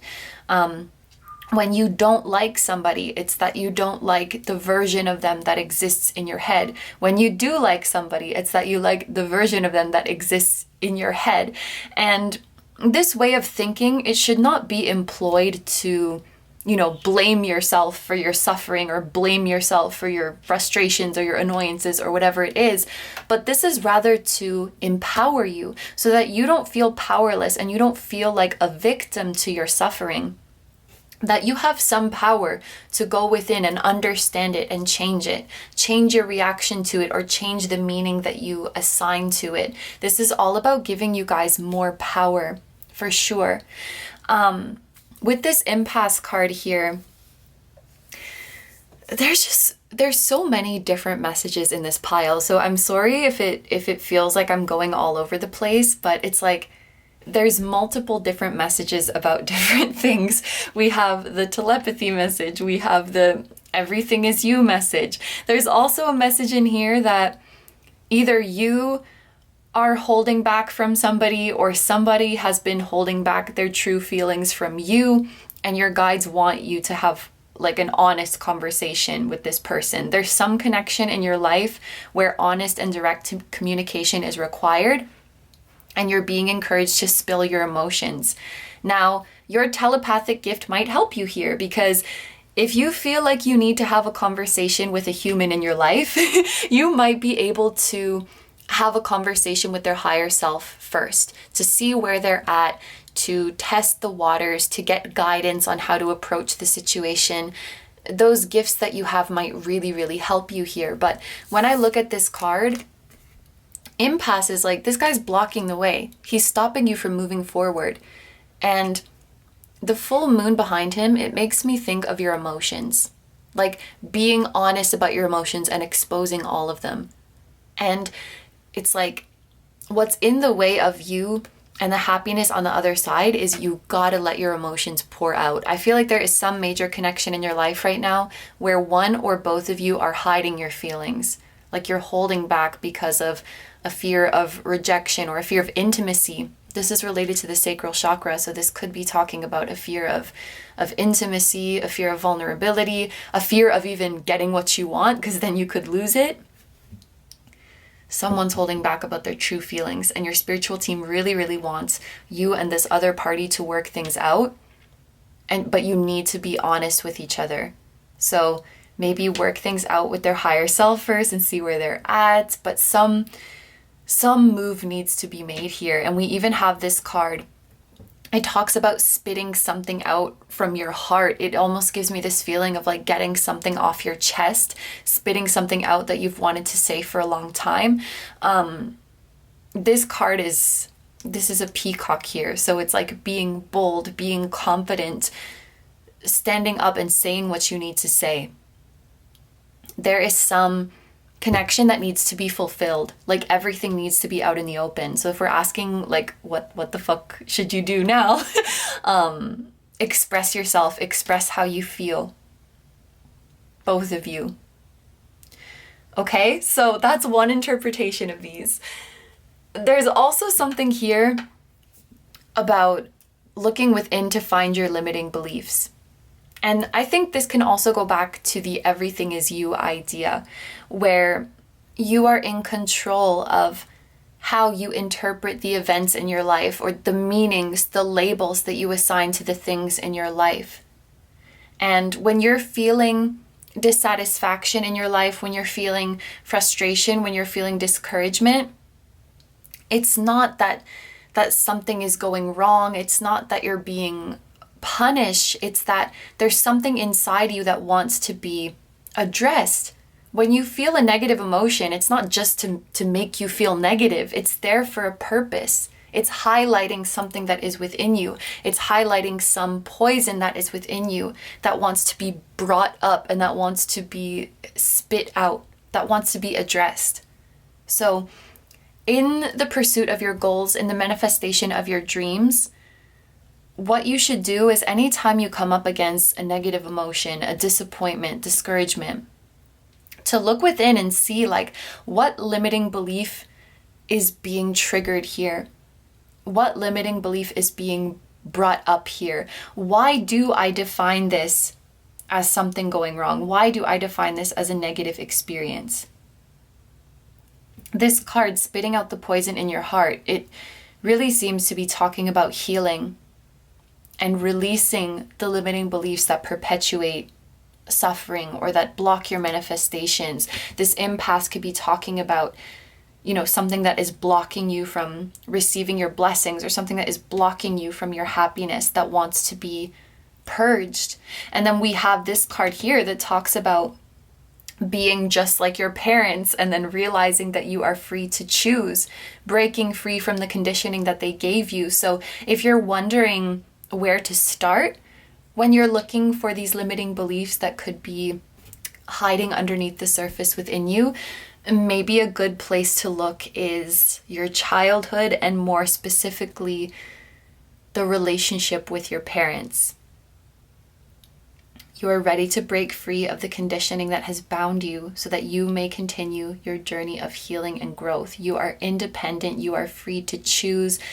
You could have inherited some baggage from your childhood. This is nervous laughter, by the way. In those relationships, or just some negative worldviews, like some negative values, beliefs, ways of seeing the world, ways of reacting in relationships that come from those younger years. And if you're able to address those, it will help you to see the world in a whole new light. It will help you to manifest your desires. Something from the past wants to be healed and let go of so that you can manifest better, so that you can communicate better, so that you can feel more connected and more in control. So this is what I'm seeing here so far. We are going to move on to the tarot part of this reading. So I've been pulling cards for like 3 different paths. So rather than this reading being like, this is what you should do, this is what you need to do, we're going to see 3 possible things that you could do from your current situation.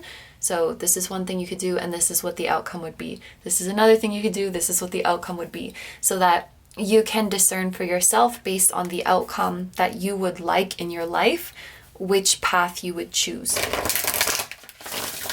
And I don't know how this is gonna go, because in the first 2 groups, I could kind of read this whole spread here as like one message, but I feel like for you guys, there were so many things coming up.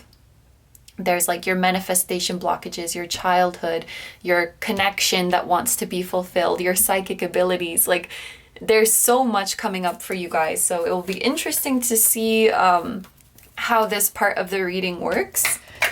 Oops.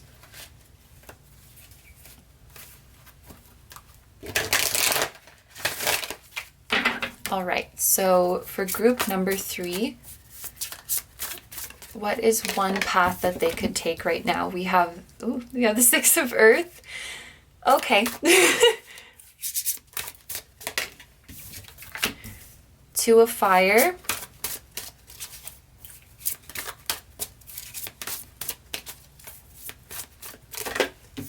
And we have the 10 of Air.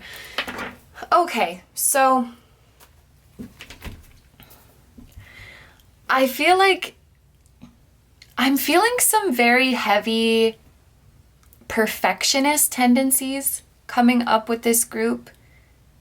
And this could be something that keeps you stuck, that keeps you at this impasse. It's like a fear of making mistakes, or a fear, not even necessarily a fear of doing something wrong, but even just a fear of being wrong, that keeps you stuck. Because it's safer to not do anything and keep it all in your head than to make a move or to express it and then be wrong, or something goes wrong. It's that kind of perfectionism that paralyzes you. Some of you guys might think that you are like procrastinators or unmotivated or lazy or something like that, but it's actually just intense perfectionism that keeps you too scared to try. It's absolutely not laziness. Where did this come from? For many of you, it might be a childhood thing. Like maybe you grew up in a very strict environment, or you felt like the times where you were the most praised or you got the most love and affection is if you were achieving things, if you were performing well. You may have been in an environment where if you were wrong, it was a big deal. Like you were punished, or even you were like made fun of if you got something wrong, if you were wrong about something. Anytime you went like out of line, and I feel like it's not that the line is arbitrary, but anytime you did something different than what was expected, it only brought negative things to you. It's like there was no room for trial and error. There was no room for figuring it out as you go. Like you just have to already have it figured out.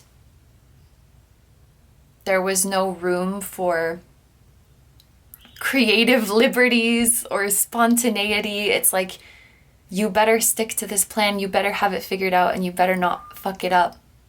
And I feel like you're carrying this into your adulthood and into your relationship with the universe, where it's like you're so afraid of disappointing the universe or being wrong in the universe's eyes or not being on your right path spiritually, but not realizing that your spiritual path is the one that you choose, and there are no...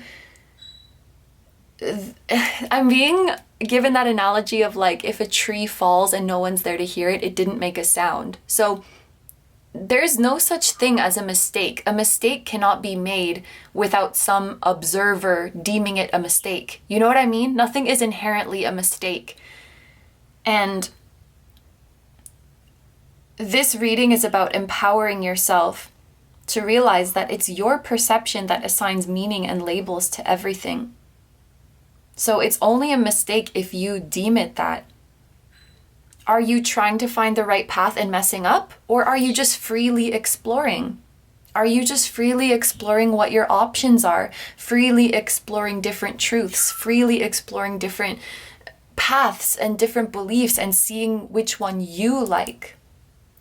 Because there's not anybody else who's going to tell you, at least not from a soul perspective, this is where you should be going. And don't fuck this up, because this universe is yours. This universe is you.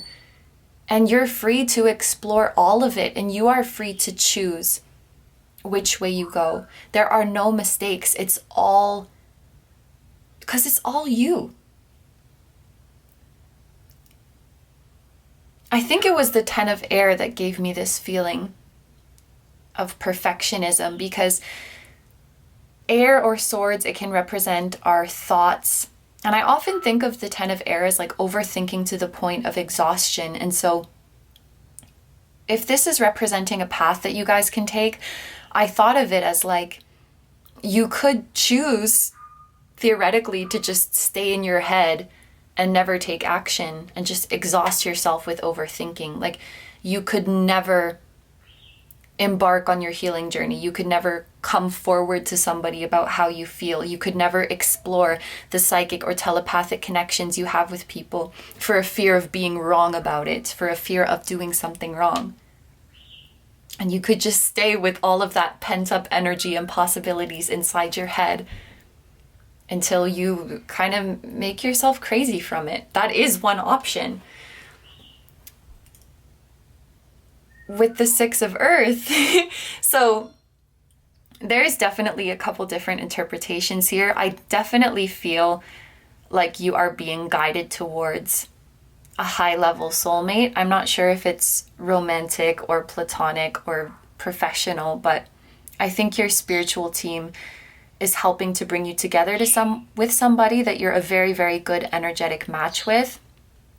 It's probably the person that you feel telepathically connected to. It's probably the person that you want to spill out all of your feelings to. So one thing that you could do is just, rather than overthinking about what this is, if you're right or wrong, to just explore it. To explore it and experience it and allow your feelings to be validated. And rather than feeling like you need to put a label on the connection, to just live it and enjoy it and allow the connection to define itself. There's some beautiful counterpart energy going on here with the balanced scales. I often think of the 6 of earth as like the second 2 of cups in the deck, like it's another soulmate card. 6 is a number of unconditional love, reciprocity, harmony. If you're drawn to someone, it's because your energy is very, very similar. It's because you're psychically connected to them. And if you want to move towards this person, your spiritual teams will facilitate it. It's like there's no need to wonder, like, what is the label? Is this right or wrong? They'll do it for you. That's your free will. So one thing that you guys could do is explore and validate your feelings, explore this connection. For those of you who are feeling like exploring your psychic gifts more, This could also be a path where you make it into a career, because the Six of Earth, it says gifts of money, time, or effort, new career opportunities. And the Six of Earth is also about helping others, being generous, and assuming higher levels of responsibility. So one thing that you guys can do is start to share your psychic insights, is start to offer your spiritual services. Rather than, oh, but what if I'm wrong in my predictions? Or what if people don't like my delivery? What if I'm not actually gifted?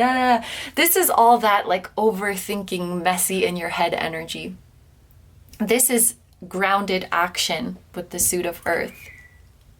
So just exploring your gifts, exploring your connections, exploring your abilities, grounding them in your reality, and reaping the rewards of them as well with the Six of Earth, reaping the potential happiness that is there for you.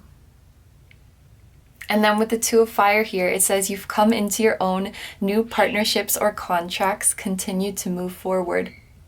This is also about some opportunity, some offer, some achievement coming in. I'm honestly not really sure how this is different from the Six of Earth, because they just seem so similar. Partnerships, two counterparts coming together, exploring your options, exploring your potential. Let's go ahead and take the clarifiers for these and see what your spiritual team is trying to tell you. So let's get one for the Ten of Air first. What would the outcome be if group 3 is in this? If group 3 is in this Ten of Air energy, you guys totally have a soulmate who is hijacking this reading. And it's probably because when we started this reading, you were thinking about them and they just they just popped right in. I'm telling you, this is the kind of gift you have. If you think about somebody, you're essentially like summoning their energy, and they come to you because they love you so much, because your energy is so beautiful. All it takes is for you to focus and to let their energy in, and at the drop of a hat, you're connected, they're here. If you really, really start drowning in your thoughts, I feel like this lover, this soulmate is going to come and save you. Intimate relationships, carefully weigh your decisions, good health. This soulmate is likely one of your spirit guides, like their higher self has been protecting you and guiding you through this life. And they're going to be there whenever something gets tough. And this connection is so strong that, you know how sometimes we say, like, if your mind is too frazzled, or if you're too much in resistance, or if you're anxious, you can't hear your inner guidance well enough, or you can't connect to your spirit guides well enough. And there's some truth to that. But what I'm being shown here is that this connection is so strong that you could literally be at a 10 out of 10. You could literally be at a 10 in terms of anxiety, in terms of stress, in terms of clutter in your mind. Your mind could be going 5 million miles an hour. And this connection is so powerful that it can still pierce through that. There could literally, the example I'm being shown, and this is so weird, is like, think of a scene in a kid's movie where there's like a bunch of kids in the cafeteria and they're like having a food fight or something, and they're all like screaming and throwing stuff and it's chaos. And then the principal just walks in and is like, stop! And then it's quiet, you know, like everybody stops and listens. So it's like the food fight in the cafeteria is your mind with all of your anxieties and all of your overthinking. And this spirit guide / soulmate can just walk in and be like, hey, and then everything stops. They can pierce through that.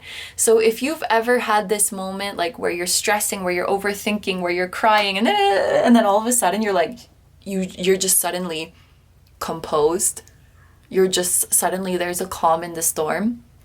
That's this lover. That's this person walking in and being like, hey, let's get you out of here. Let's stop this. I see you're struggling, and I'm going to get you out of here. They could do this from a soul level, like their higher self is just telepathically coming in and saving you. Or their higher self is communicating to their human self, if you know them. And like maybe you're in the middle of a meltdown and this person texts you and they don't know what they're doing. It's just that you have that telepathic connection and something in their human body told them to do that. And then it snaps you out of this Ten of Swords energy. Or you see their picture pop up and all of a sudden you're calm. Like they have the ability to just stop this.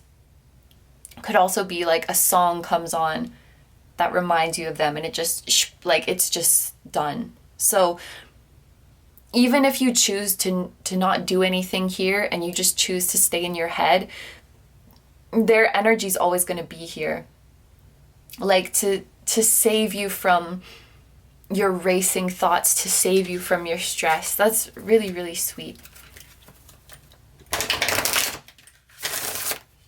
Okay, with this Six of Earth, what will be the outcome if you choose to explore your psychic gifts more, explore this connection, possibly even start a spiritual business or... Oh my gosh, look! Successful self-employment. As soon as this card came out, and I know it has the successful self-employment message on it, that's amazing. So some of you guys, many of you guys watching this pile, you may really, really want to consider offering your spiritual services or becoming a reader or channeling for other people, like using your gifts to help other people. Not only, like if this is something you want to receive money for, I think you definitely can. It's definitely a viable career for you. But this can also be you guys like accumulating good energy, accumulating good karma if you use your gifts to help others. The Nine of Pentacles is also about appreciation. And I often think of it as like getting bonuses or getting gifts. So of course it's totally up to you, but I think if you share your spiritual gifts more, the universe will make sure that you are paid back multiplied. Do you know what I mean? So like if you use your spiritual services to help somebody, not only they might, give you a tip, but then you might find $100 on the ground or something like that. That was the first example that came to me. Maybe it was kind of a dumb example, but what you get back out of it will be more than the energy you gave out. Like the universe is going to favor you. The universe is going to multiply your blessings because, like I said, I think you're a natural when it comes to this. And actually,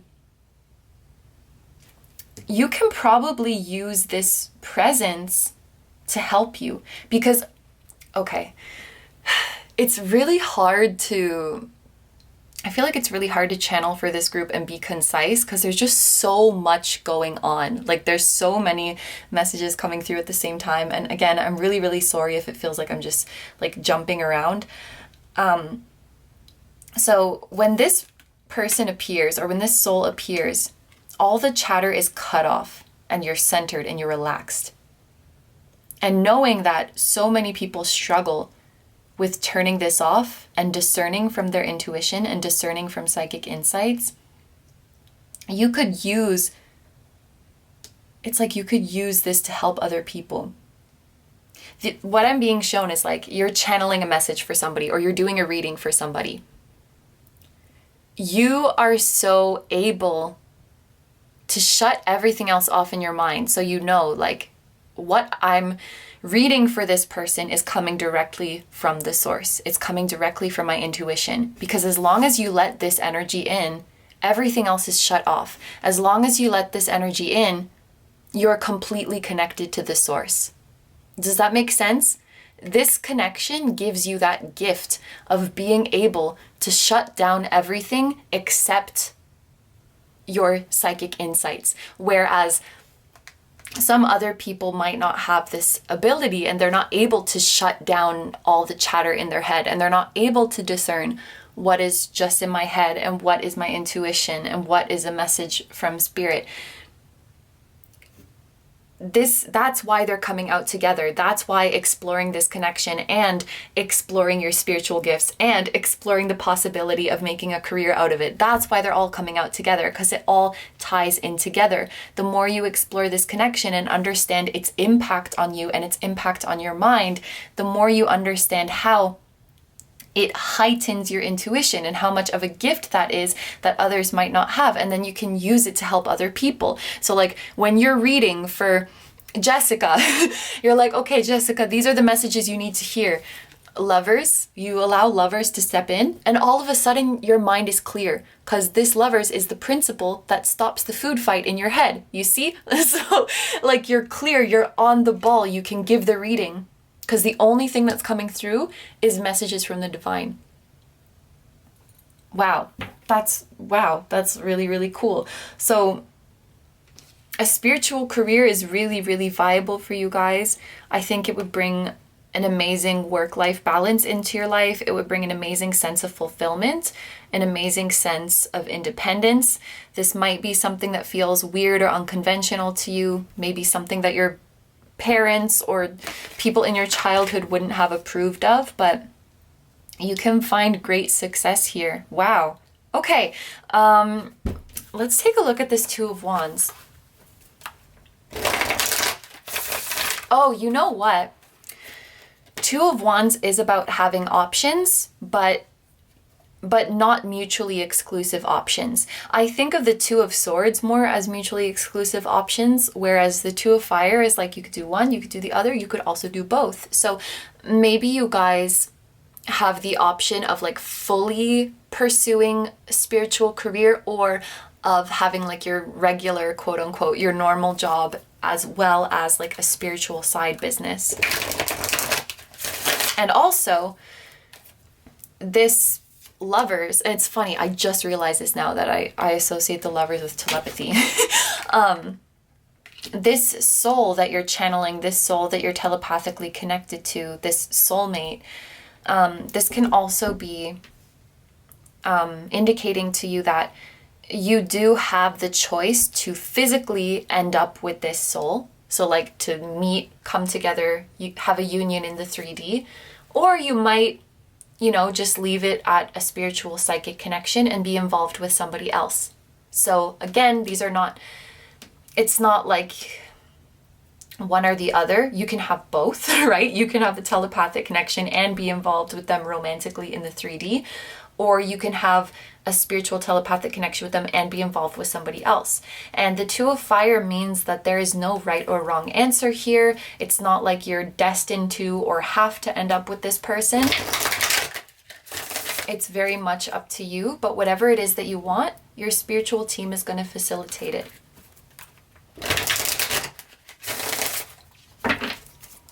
What will be the outcome if you keep your options open? So maybe you still have another job, or you're involved with somebody else. What will be the outcome here? We have Justice, which is interesting too, because it's like balancing two sides. And I'm gonna take, okay, we have the Justice and we have the Ace of Earth. I just felt called to take two for some reason. So Justice and Ace of Pentacles, this means that you will do an amazing job of balancing. If you guys do like have another career and then you also do something spiritual on the side, I think you'll do a wonderful job of balancing it out. There's also this feeling in here of proving yourself. Not that you have to prove yourself to anybody, but there could be some people in your life who were maybe skeptical about spiritual things or skeptical about you pursuing this career, and you're like proving to them that it's possible to find abundance and to make a living in this job, and maybe even proving to some people that these spiritual things are real. I'm just getting the vibe with this Justice card for some reason that you're gonna like turn some people. I don't know if that's the right word, but like, you know, I used to not believe in this kind of stuff at all, but after I got a reading from you, or after I saw your video, or after I just, you know, went on and lived my life and all of the things that you told me turned out to be true, I kind of feel like maybe there is something to this now. So if you want to have both like a, I was gonna say alter ego, but like, a spiritual version of you and then like a normal version of you, I think you'll be able to balance those really, really well. You'll be able to incorporate your spirituality into your like regular life with regular people, and maybe introduce a lot of people to the more spiritual and woo-woo side of things. And also having this, and I keep wanting to use quotes for like normal job, I guess I should just say having this other job, having this other side to you will also help you in your spiritual practices, because I think it will make you able to like relate to your clients more. You know what I mean? Like, for example, if all I ever did was read tarot cards all day, every day, at some point I'm going to stop being relatable to people because I'm not out there experiencing life. So this is you having a varied life, You're out there working, you're out there maintaining your friendships with non-spiritual people, very much in the 3D, but that benefits your spiritual career as well. And then we also have the Ace of Earth, which is the inflow of abundance, a promising business venture. So yeah, there's amazing abundance coming for you guys. There's amazing success coming for you guys. And everything is so very open. You know what I mean? I can say that this connection and your gift is for sure. It's a constant. It's always going to be with you. But what you choose to do in the 3D is very, very open for you. And remember, there's no right or wrong way. There are no mistakes. You're allowed to go one way or the other way or both ways, or you're allowed to change your mind. It all has to do with what you feel is right for you. And the more you spit poison out of your heart and the more you heal, the more you can trust yourself to discern what is right for you, because you're not moving from a place of fear, or you're not letting your trauma or your wounds cloud your decision making. So, wow, you have the option to become very successful in a spiritual career or in a non-spiritual career, or both. Or you can start in one and go to the other. This connection, I feel, will be here no matter what, but you have the option to delve into it further and even have a union with this soul in the 3D, or you can be with somebody else.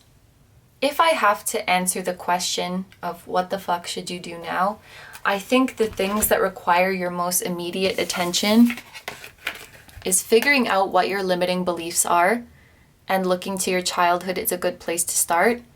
Figure out specifically what keeps you in your head, what keeps you afraid to take action, because it's not procrastination, it's not laziness. I feel like it's some kind of perfectionism or some kind of fear of being wrong. And what the fuck your spiritual team wants you to do is to feel free, is to feel like you are free in the universe.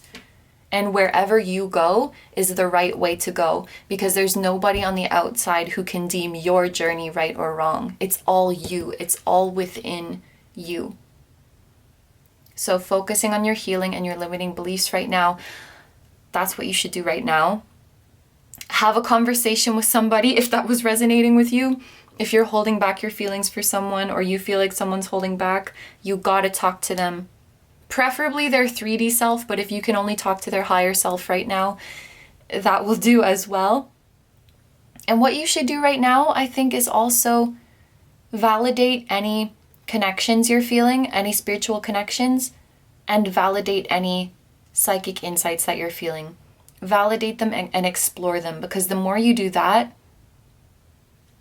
the more you will understand what you want to do. Not what you should do, not what you have to do, but what you want to do, because that's all that matters.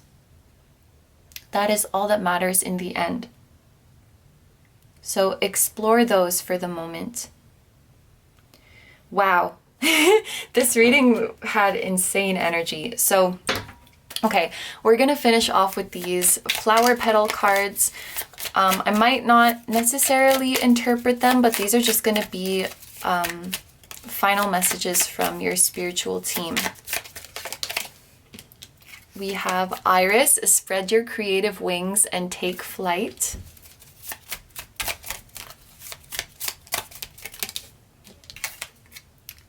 You guys might be clairvoyant as well. I was just thinking about like the eye iris. We have Hydrangea, focus on wholeness above and below, as above, so below. As within, so without.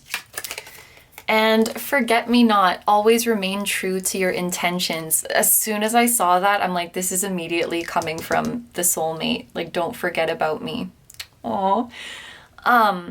Okay. I'm noticing all of these flowers are blue and purple, so those might be important colors for you guys. And I've also been looking at the first and last letter of each of these. So we have I, S, H, A, F, and T. Those could be first name or last name initials of a significant person. They could also be the first letter of a city, a state, a country, or even a company. And they could also be indicating Scorpio, Sagittarius, September, April, Aries, Aquarius, February, Taurus. I think I'm getting better at this. In group 1, I forgot so many, like months and zodiac signs. And in group 2, I think I forgot one as well. But I think I did pretty good there. So we also have the sign of Libra and the sign of Gemini. Those could be significant zodiac signs, but these are all the messages that I'm seeing for you guys, so I'm going to end the reading here. Thank you very, very much for letting me do this reading for you. I hope you have a wonderful day or night whenever you're watching, and I wish you all the best.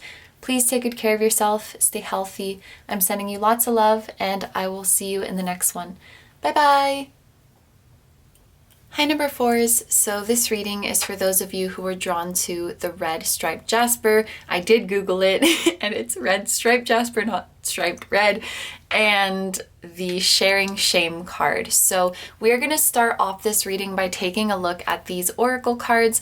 We're going to see what your spiritual team is thinking about your current situation, what they would like you to know about it, and you can think of this part of the reading as sort of like an energy check to see if this is your group. So if the situation I'm describing sounds like it resonates with your current situation, then that can be the check for you that this is in fact your pile. But let's get right into it. So on the other side of your sharing shame card, we have the message, when I share my deepest pain, I give myself permission to be. Then we have dissipating, and this card is associated with the solar plexus chakra. This card says, ride the waves of change with a strong heart and like calmness. And then we have passion. The trigger statement is, I am scared. The true statement is, when I am vulnerable, I am at my strongest. Reconnect with your feminine energy and pursue something that ignites your fire. Open the gates of your fortress and explore. Wow, okay, this is really clear for what you guys should be doing right now. Actually, both of these cards, actually all of these cards are talking about the same thing. Your spiritual team is really, really encouraging you guys to follow your passion, to start pursuing your passion, to start a project that, honestly, I think many of you have maybe put on the back burner or put off for quite some time out of fear. For many of you, this is something creative and something that really puts you in the spotlight, because this card talks about connecting with your feminine energy. This just immediately makes me think of creativity, of creative energy. And then with the solar plexus here, this is about expressing yourself. This is about being confident in yourself. This is about asserting yourself. So this is like you're going for some big influential position, or you're going for something where, yes, where like you are in the spotlight. You're going for something where it matters that it's you doing it. that's the way it's coming to me. It's like you're bringing your own uniqueness to it. You're not like an interchangeable employee, or like not anybody could do it the way you do it. Something where you're bringing your own unique flavor to it. This is the passion that your spiritual team wants you to pursue. This is the project that they want you to get started on. So what you should do right now is get this ball rolling. Now, I want to talk about this dissipating card. This is actually my favorite card in the deck because it's the first card I ever got from it. My mom asked me to pull a card for her and this came out, and then we read the story in the guidebook and we were just laughing because it was so funny. The stories in this guidebook are so funny. So let me tell you about it. This is, for those of you who are not familiar, this is Mrs. Robinson, and this is her pet canary. And, you know, they sit at home watching TV together a lot. And Mrs. Robinson decided, you know what? I'm going to make my own TV show. So if you guys maybe are listening and wondering, like, what is my passion? What is it that my spiritual team is encouraging me to get started on? It's likely something that you spend a lot of time enjoying already. You spend a lot of time like consuming it or around it already. But your spiritual team is encouraging you to become a creator in it, to become someone who contributes to it, to take more of an active role in it. Back to Mrs. Robinson. She decides she's going to make her own TV show. So then she starts asking everybody around her to give her money so that she can produce this TV show. So everybody comes together and gives her money to support her. You know, they're excited to see what she's going to do. And then what does Mrs. Robinson and her canary do? Nothing. They don't make the TV show. That's what I remember of that story. So I think that's the most important thing. And, you know, from an outside perspective, you might think, oh my gosh, Mrs. Robinson deceived all of them. She just said that so that she could get the money and she never wanted to make the TV show. Or you might think, oh, she's lazy, she's procrastinating. But you know what? Maybe Mrs. Robinson is just scared. Maybe she's afraid of failure. Maybe she really, really had the intention to do it, but then she just got scared. There's a message coming through.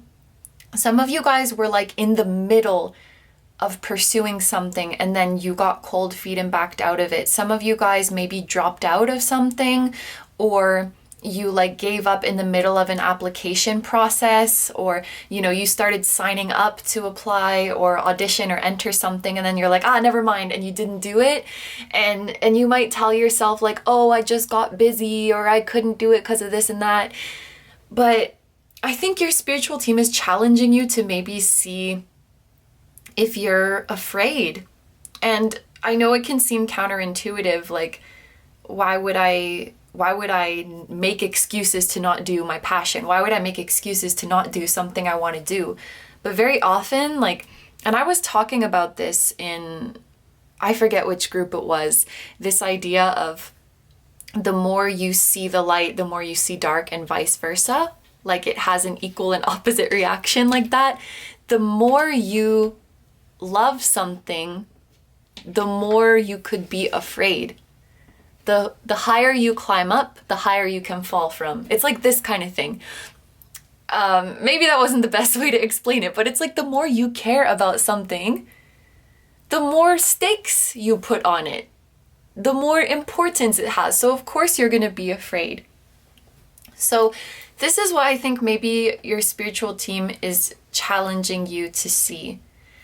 And especially if there's something that's on the back burner, or something that you started and then it just like got cut off before it was even to fruition, it's like they really want you to get back to that and do it even though you're scared. Like this card says, I'm scared. When I'm vulnerable, I'm at my strongest. It's okay to be scared. It's more than okay to be scared. That means you're doing something worthwhile.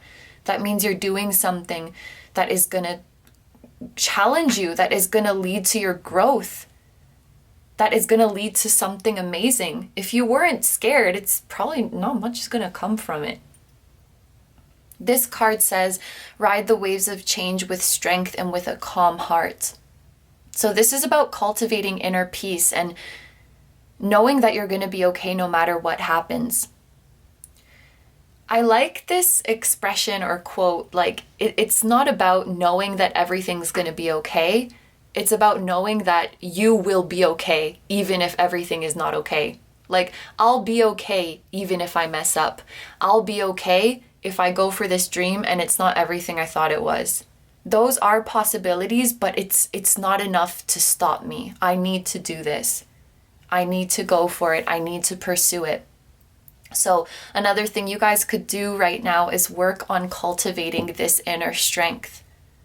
Work on being so secure and so sure within yourself that you're like, yep, this could go well, this could go wrong, but I'm going to do it because I know that I'm going to be okay. And I know that if it's not okay, I can make it okay. I can make it okay with my persistence, with my willpower. This card is calling on you to be strong, to connect with that fire within you. Some of you guys might also be afraid about the changes that this would bring to your life, whether that is a conscious awareness or maybe you have to dig a little bit deeper to figure it out. The example that's coming to my mind is, let's say there is somebody who wants to be a doctor, okay? And they keep putting off, I honestly, I don't know what the path to becoming a doctor looks like, so I'm sorry if this is inaccurate, but let's say they keep putting off every year the entrance exam to get into medical school. And they're like, oh, I'm not ready, I'll take it next year. And they just keep putting it off like that. And maybe part of them is thinking, like, why do I keep doing this? Is it that I don't want to be a doctor? Because I think I do.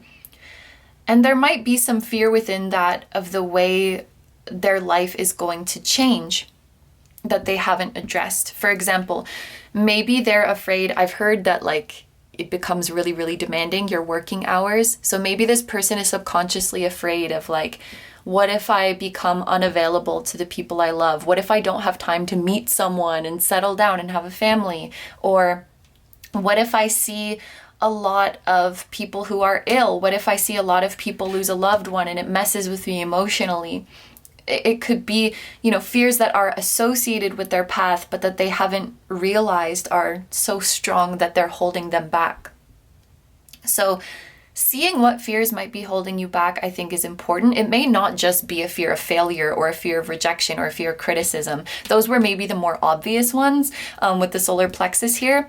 But it could also be like ways that your life is going to change. Another one that I just thought of is like someone who wants to become famous, and when they look further into why they keep, putting off releasing their projects or going to auditions or whatever it is, they might be subconsciously like, I'm worried that I'm not going to have privacy anymore. I'm worried that I'm not going to be relatable anymore. I'm worried that people are going to start wanting me only for my fame or something like that.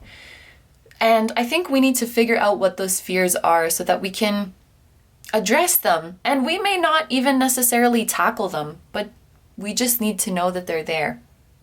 And your spiritual team is saying you can move forward even with these fears. It will be okay. You will prevail.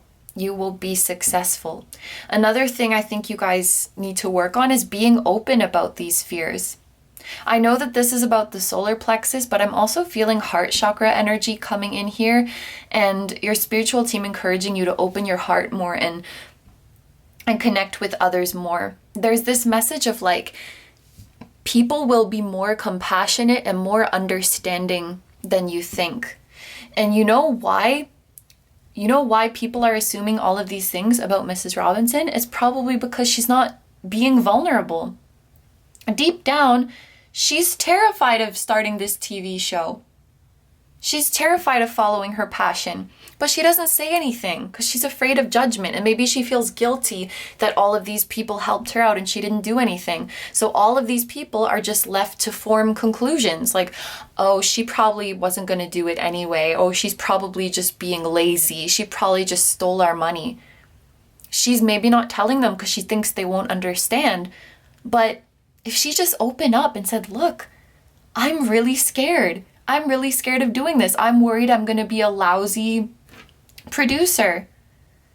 Who knows? Maybe someone could come and support her. Maybe somebody could relate to her. Maybe somebody could offer her that like morale boost or emotional support that she needs to go through with it.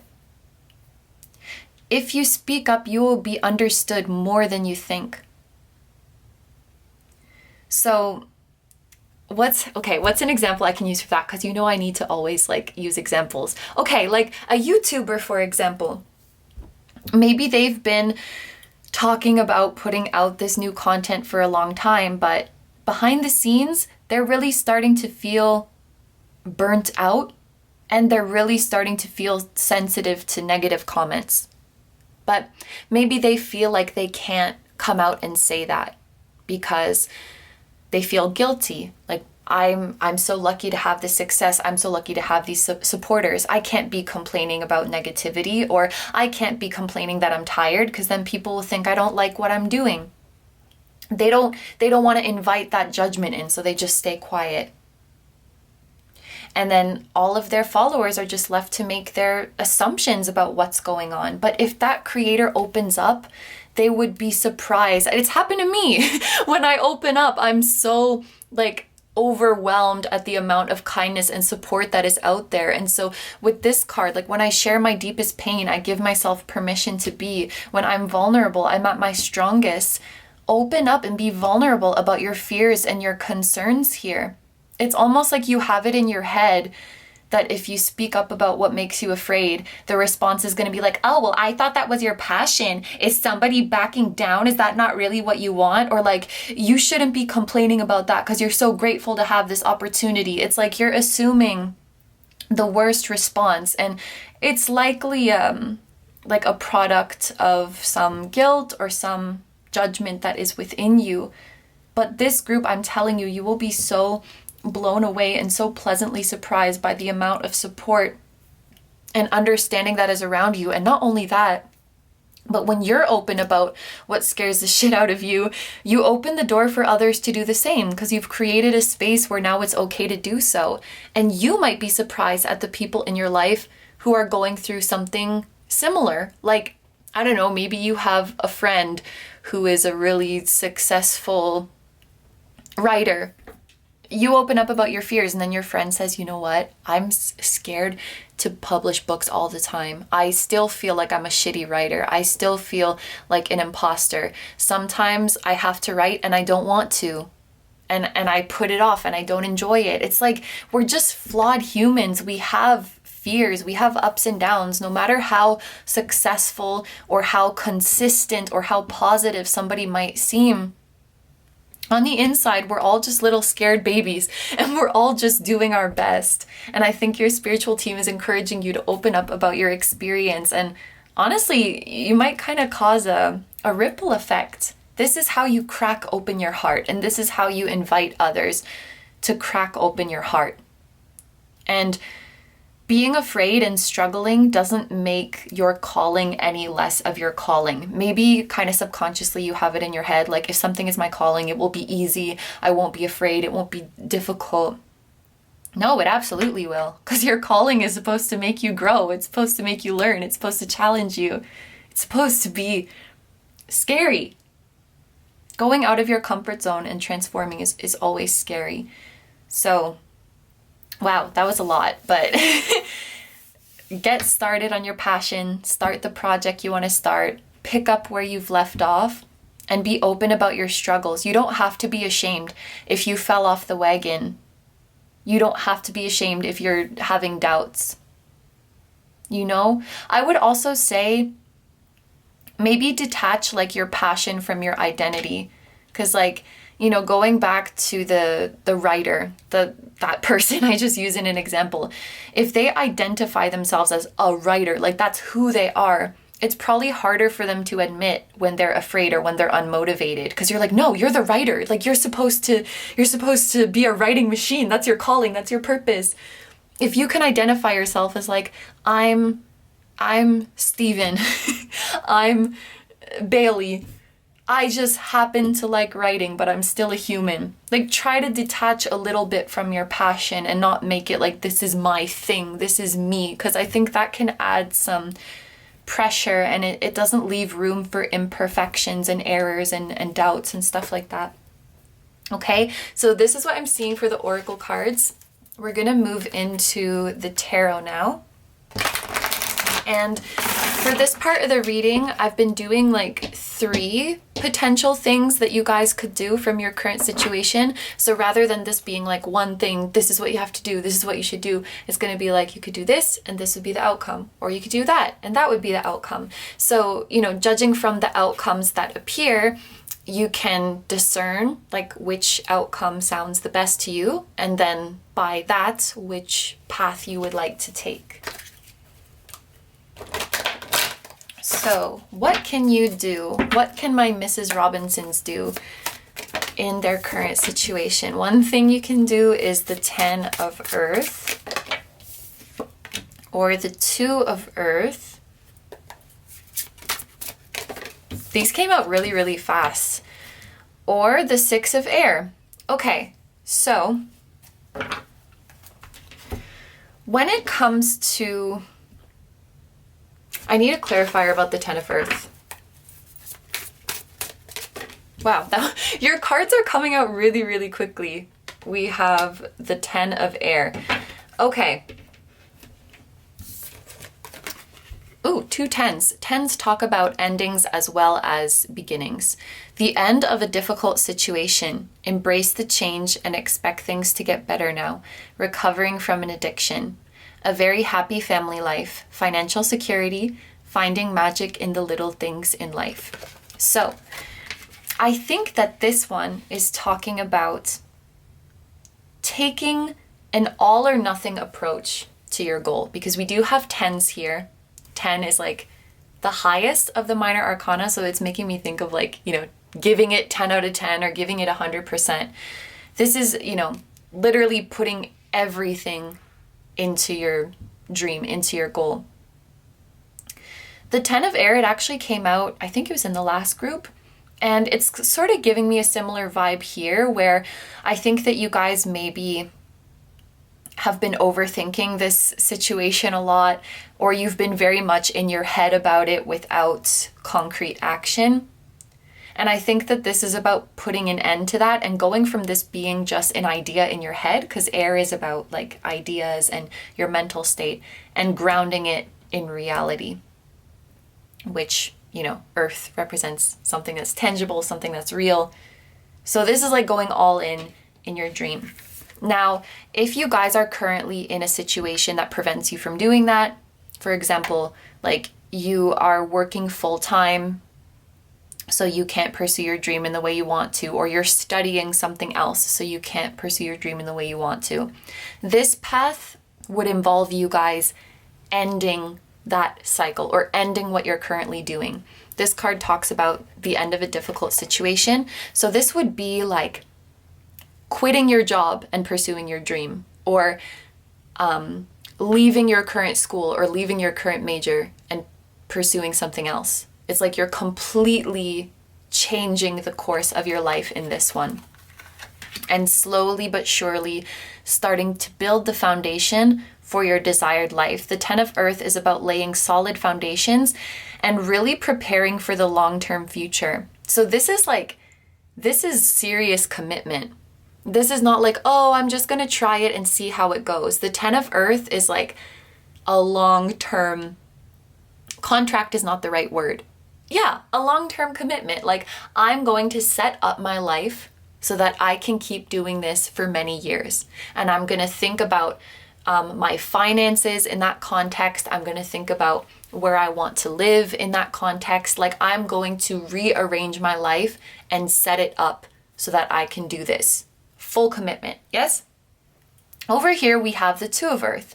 Now, this would be you guys juggling between your current life and the life of your dreams. So you're not completely diving into it and going all in like we see here, but maybe you keep your current job and you start putting a little effort in here and there on the side.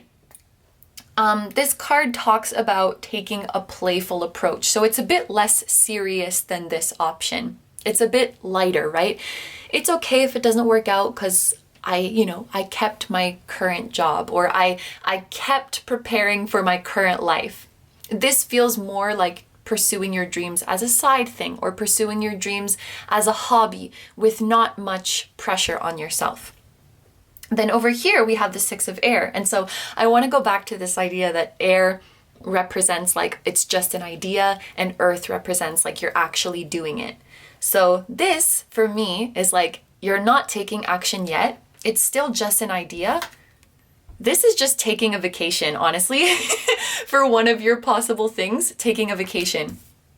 So that might be taking a gap year. That might be taking a few days off and relaxing. That might be literally going on a trip, because the Six of Air can talk about traveling somewhere. Maybe you don't really know how you want to go about this yet. So one of your options is just taking a trip to gain a new perspective, to meet new people, to leave your current environment. Because I feel like a lot of the time when we're in the same environment day in and day out, it's hard to stop thinking about ourselves. It's hard to stop thinking about ourselves in the context of that environment. And when we can distance ourselves and like just go somewhere completely different, it can offer a new perspective. So interesting. That's really cool. So the three things that you could do in this situation are go all in, like give it 100% and start setting up your life so that you can pursue this dream in the long term. You could do like half and half, so keep doing what you're doing now, but start pursuing your dream on the side, no pressure for what happens. Or you could not do anything yet and just give your mind a break. Take some time off or travel and go on a trip and just clear your mind, gain a fresh perspective. Because with this 10 of Air here, I feel like you guys, I said this in the last group too, it's like you have a lot of chatter, clutter, stress in your mind right now. And 6 of Air represents a very peaceful mind. 6 is a number of peace and good health. So now, okay, I'm going to put these up here together like this. So let's take some clarifiers now, and we're going to see what will happen, what will the outcome be if you choose any of these options. And I should say, like, you might choose more than one and like do them in succession, you know? Like you might go on vacation and then you come back and you decide to do this for a while. And then after doing that for a while, you decide to do that. So you can change your mind or you can do more than one. It's completely up to you. It's completely free like that. So let's see for group number 4. What will happen if you go all in on your dream?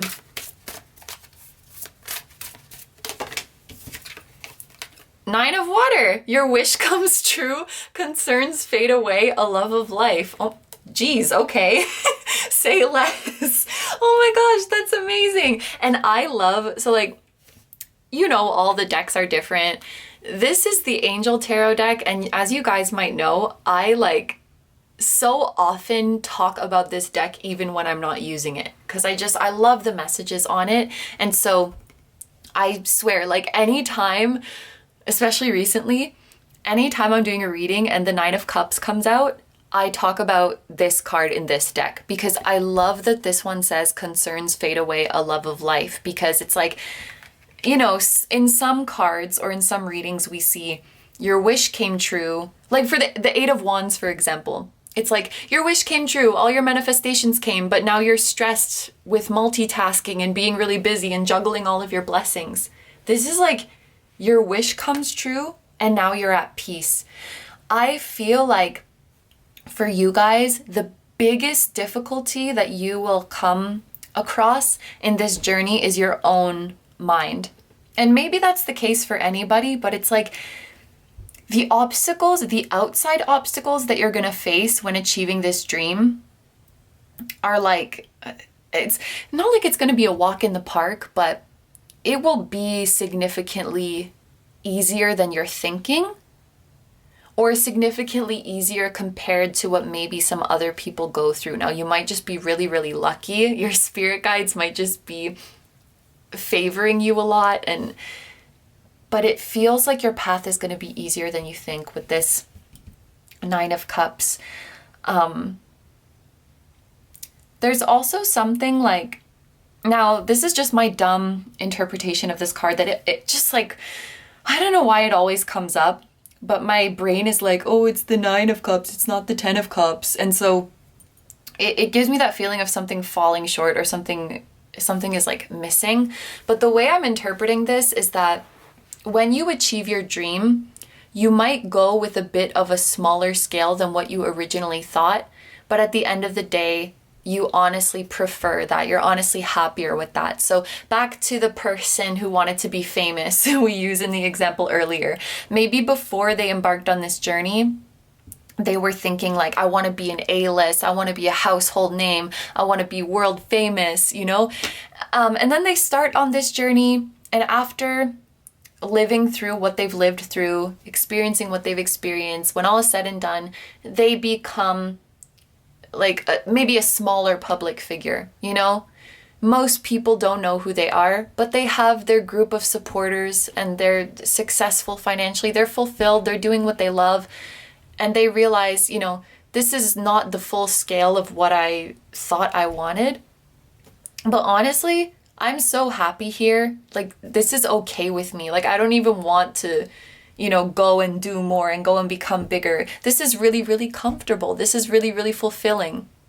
This is like contentment, satisfaction, gratitude, peace, and maybe what you do here, it's like the best of both worlds, because you can do everything that you love without, you know, without some of those things that you were afraid of. Like we talked about earlier, maybe there was a fear of, oh, I'm not going to have my privacy, or people are only going to want me for my fame. We spoke about that in that example. And with this kind of smaller scale version of what your original dream was, you still get all of the perks of your dream, but maybe without some of the negative things that you thought would come. It's like, yeah, it's like a little bit more scaled down, but then you get to have your cake and eat it too, you know? So in the case of this person, it's like they have their success, they have their supporters, but they can also go out in public and nobody recognizes them. So it's like this kind of thing that's coming to you. Or if it's maybe your goal was like to get a PhD or something, but then you end up going to, what's before that? Your master's. And you stop there and you're like, you know what? I'm actually really happy with my master's. And maybe I don't want to go through all of this shit of writing a thesis, or maybe I don't actually need the PhD to do what I want to do. And it was just for, you know, just to say that I did it, or to make someone proud, or, you know what I mean? This feels humble to me. This feels like a more humble and contented and peaceful version of your dream that would come to you. This card talks about having a happy family life, a happy home life. The number 9, it also makes me think of a balanced lifestyle for whatever reason. Like having, maybe it's because of the 9 of Pentacles, I don't know, but like having a good work-life balance, having your friends and family, having your job, having your alone time. Like, honestly, if you really went all in on this, your wish will come true. Wow. Okay. So let's take a clarifier now for the 2 of Earth. What will happen if you pursue your dreams on the side, or as a hobby, or no expectations, just, you know, like here and there, and keep, for the most part, largely keep doing what you're doing? What will happen? I want to shuffle this one more time.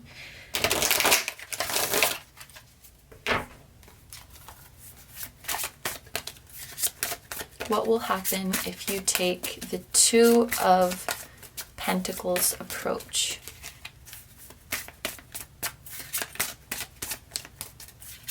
Okay, so our deck is moving a little bit slower than before. And we have the 6 of Earth. Gifts of money, time, or effort, new career opportunities, receiving a loan, or paying off debts.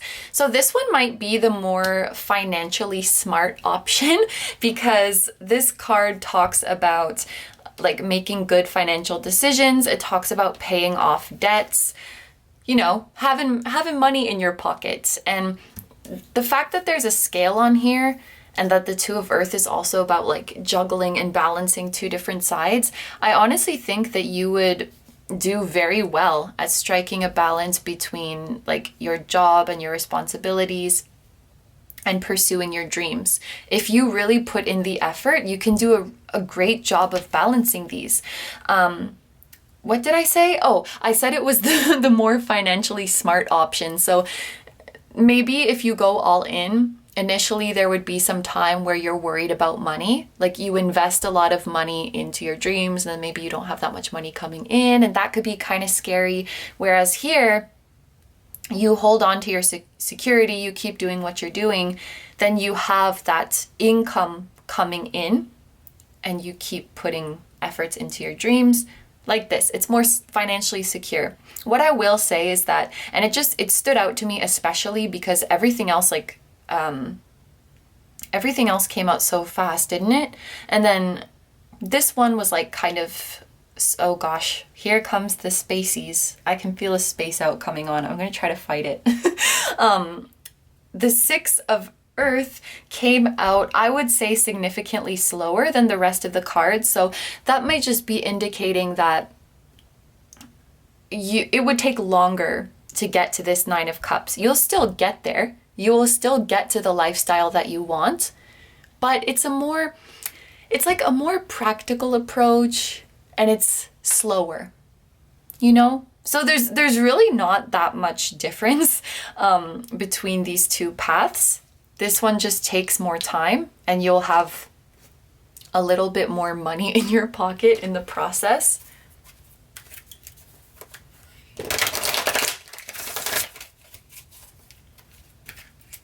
And I would say, given Six of Earth can also be about generosity, about somebody helping you, and we spoke earlier in the reading about, you know, opening up about your dreams, opening up about your concerns. Whatever you choose, like be open about what you're doing, be open about your situation, because you never know when somebody will say, oh, I have this connection, I can introduce you, or, oh, I can help you with these resources, or, you know, I can give you advice. With this Six of Earth, there might be some generous person who can really help you out, but you have to be open, you know? They can't know what you need or that you need help at all if you just keep it to yourself. So let's take a look with the Six of Air now. What will happen if you see how fast they were? I feel like all of them were so fast. So that's why the kind of slowness of the Six of Earth really stood out to me. We have renewal. Review and evaluate a favorable assessment of the facts. Time to move in a new direction. This is judgment in traditional tarot. And it's so funny. Normally, I feel like this is maybe not the one time, but it's very rare, I think, that I use this deck, the Angel Tarot deck, and reference something else, like another deck. It's usually, I'm always referencing this one, you know? What was I going to say? Oh yes, on the Rider-Waite, we see the angel in the sky blowing on his trumpet very loudly and waking everybody up. People are coming out and standing up and answering the call of the angel. This judgment is the call to step up, the call to pursue your purpose. So I think it makes a lot of sense that it's here. And also we were talking about you like getting some space to clear your mind. And then this card talks about reviewing, evaluating, assessing the facts. Maybe you want to go somewhere by the ocean or maybe somewhere where there's a waterfall, because this looks like they're about to go down a waterfall. Because what the goal is here is to remind you how small you are. I'm thinking of, I don't remember if it's in the Starseed Oracle or the Work Your Light Oracle. They're both by Rebecca Campbell. I think it's the Starseed Oracle, and the card is perspective. And the card is mostly black, like it's just void, and then there's this tiny little, I think it's Earth, and it's just like this tiny little dot, And it's like, zoom out, none of this matters. And this is the kind of vibe that I get from judgment here. Judgment is also about like getting a bird's eye view or a higher perspective of the situation. And then we talked about the Six of Air as like you getting out of your day-to-day to find some peace of mind. And we were talking about this because the ocean, I just remembered.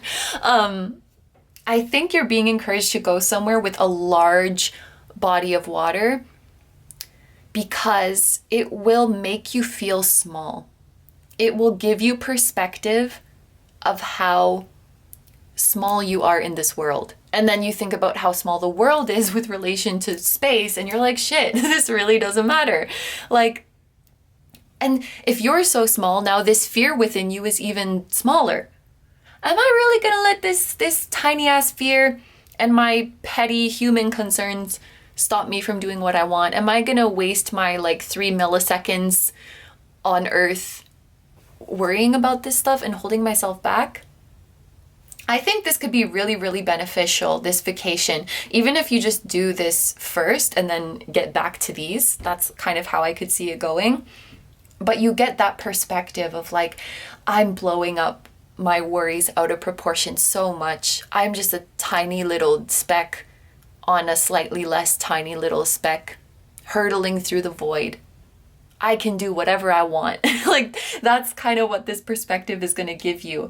I guess it doesn't necessarily have to be a large body of water, but like, you know, a really large mountain range. You know, when you hike to the top of a mountain or a hill or something and you just look out at the vast land below you and you're like, man, I'm so small. That's kind of the feeling that your spiritual team would like you to have, or that you would have if you went on a vacation. And now I realize this is probably talking about a physical trip rather than just, you know, a mental vacation, staying at home.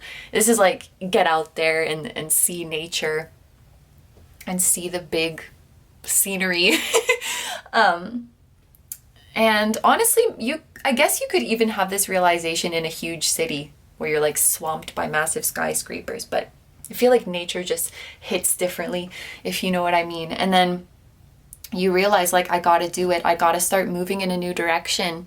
I gotta go for it. Whether you do it on this smaller scale or on this larger scale, that's entirely up to you. I will tell you that you will achieve your dreams either way. So it's really just a matter of like, you want to go all in and take a risk, or you want to do it a bit more like the safe way and the slower way. But you're gonna get there either way. Really, you're gonna get there either way. I just feel called to... Should I take another one? Well, I already picked up the deck. Let's do it. Something is just calling me to take one more.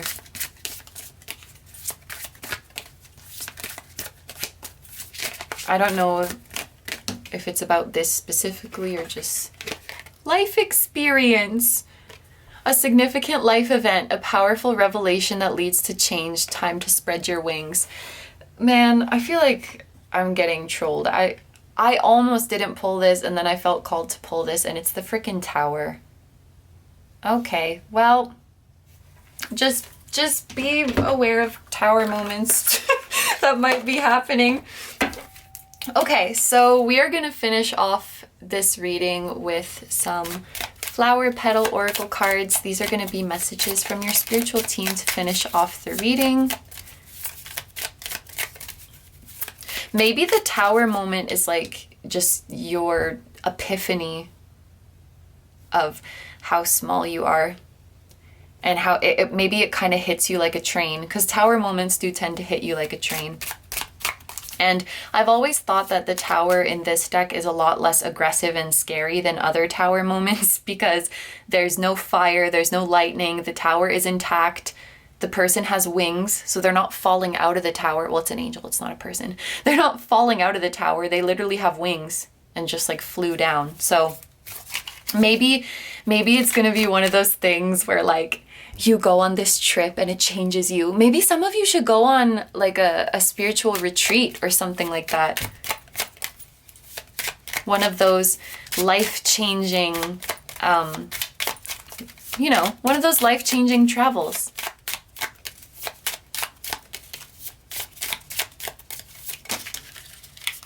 We have Dahlia. You have what it takes. That's so sweet.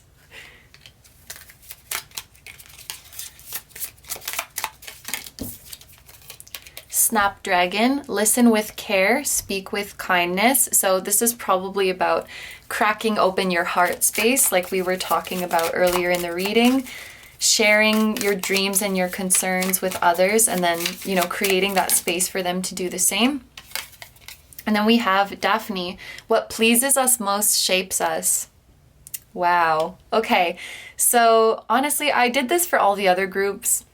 I kind of feel like it was a bad idea because I keep doing it wrong and it's a lot of work, but I've been looking at the first and last letters of these cards to see if there's anything significant there. So we have D, A, S, N, and E, which almost spells dance. It spells danse, like dance in French. Yeah, D-A-N-S-E. So maybe some of you guys are gonna be dancers. Or these could be the initials, first or last name of somebody who is significant, as well as names of a country, city, state, or even a company that will be significant.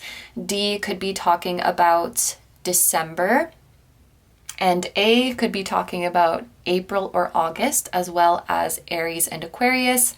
S can be talking about September, as well as Scorpio, Sagittarius. N can be talking about November. And honestly, I feel like I'm missing them every time, but let's say the ones that I mentioned are important.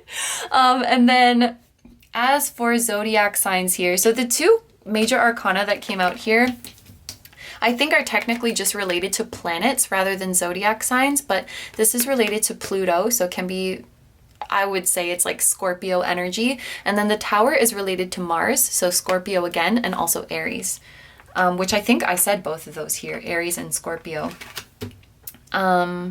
Is that everything? I think that that is everything, and I only have 4 minutes left on this SD card, so I think that is the cue to end this reading. Thank you very, very much for letting me do this reading for you. I hope you have a wonderful day or night whenever you're watching, and I wish you all the best. Please take good care of yourself, stay healthy. I'm sending you guys lots of love, and I will see you in the next one. Bye bye!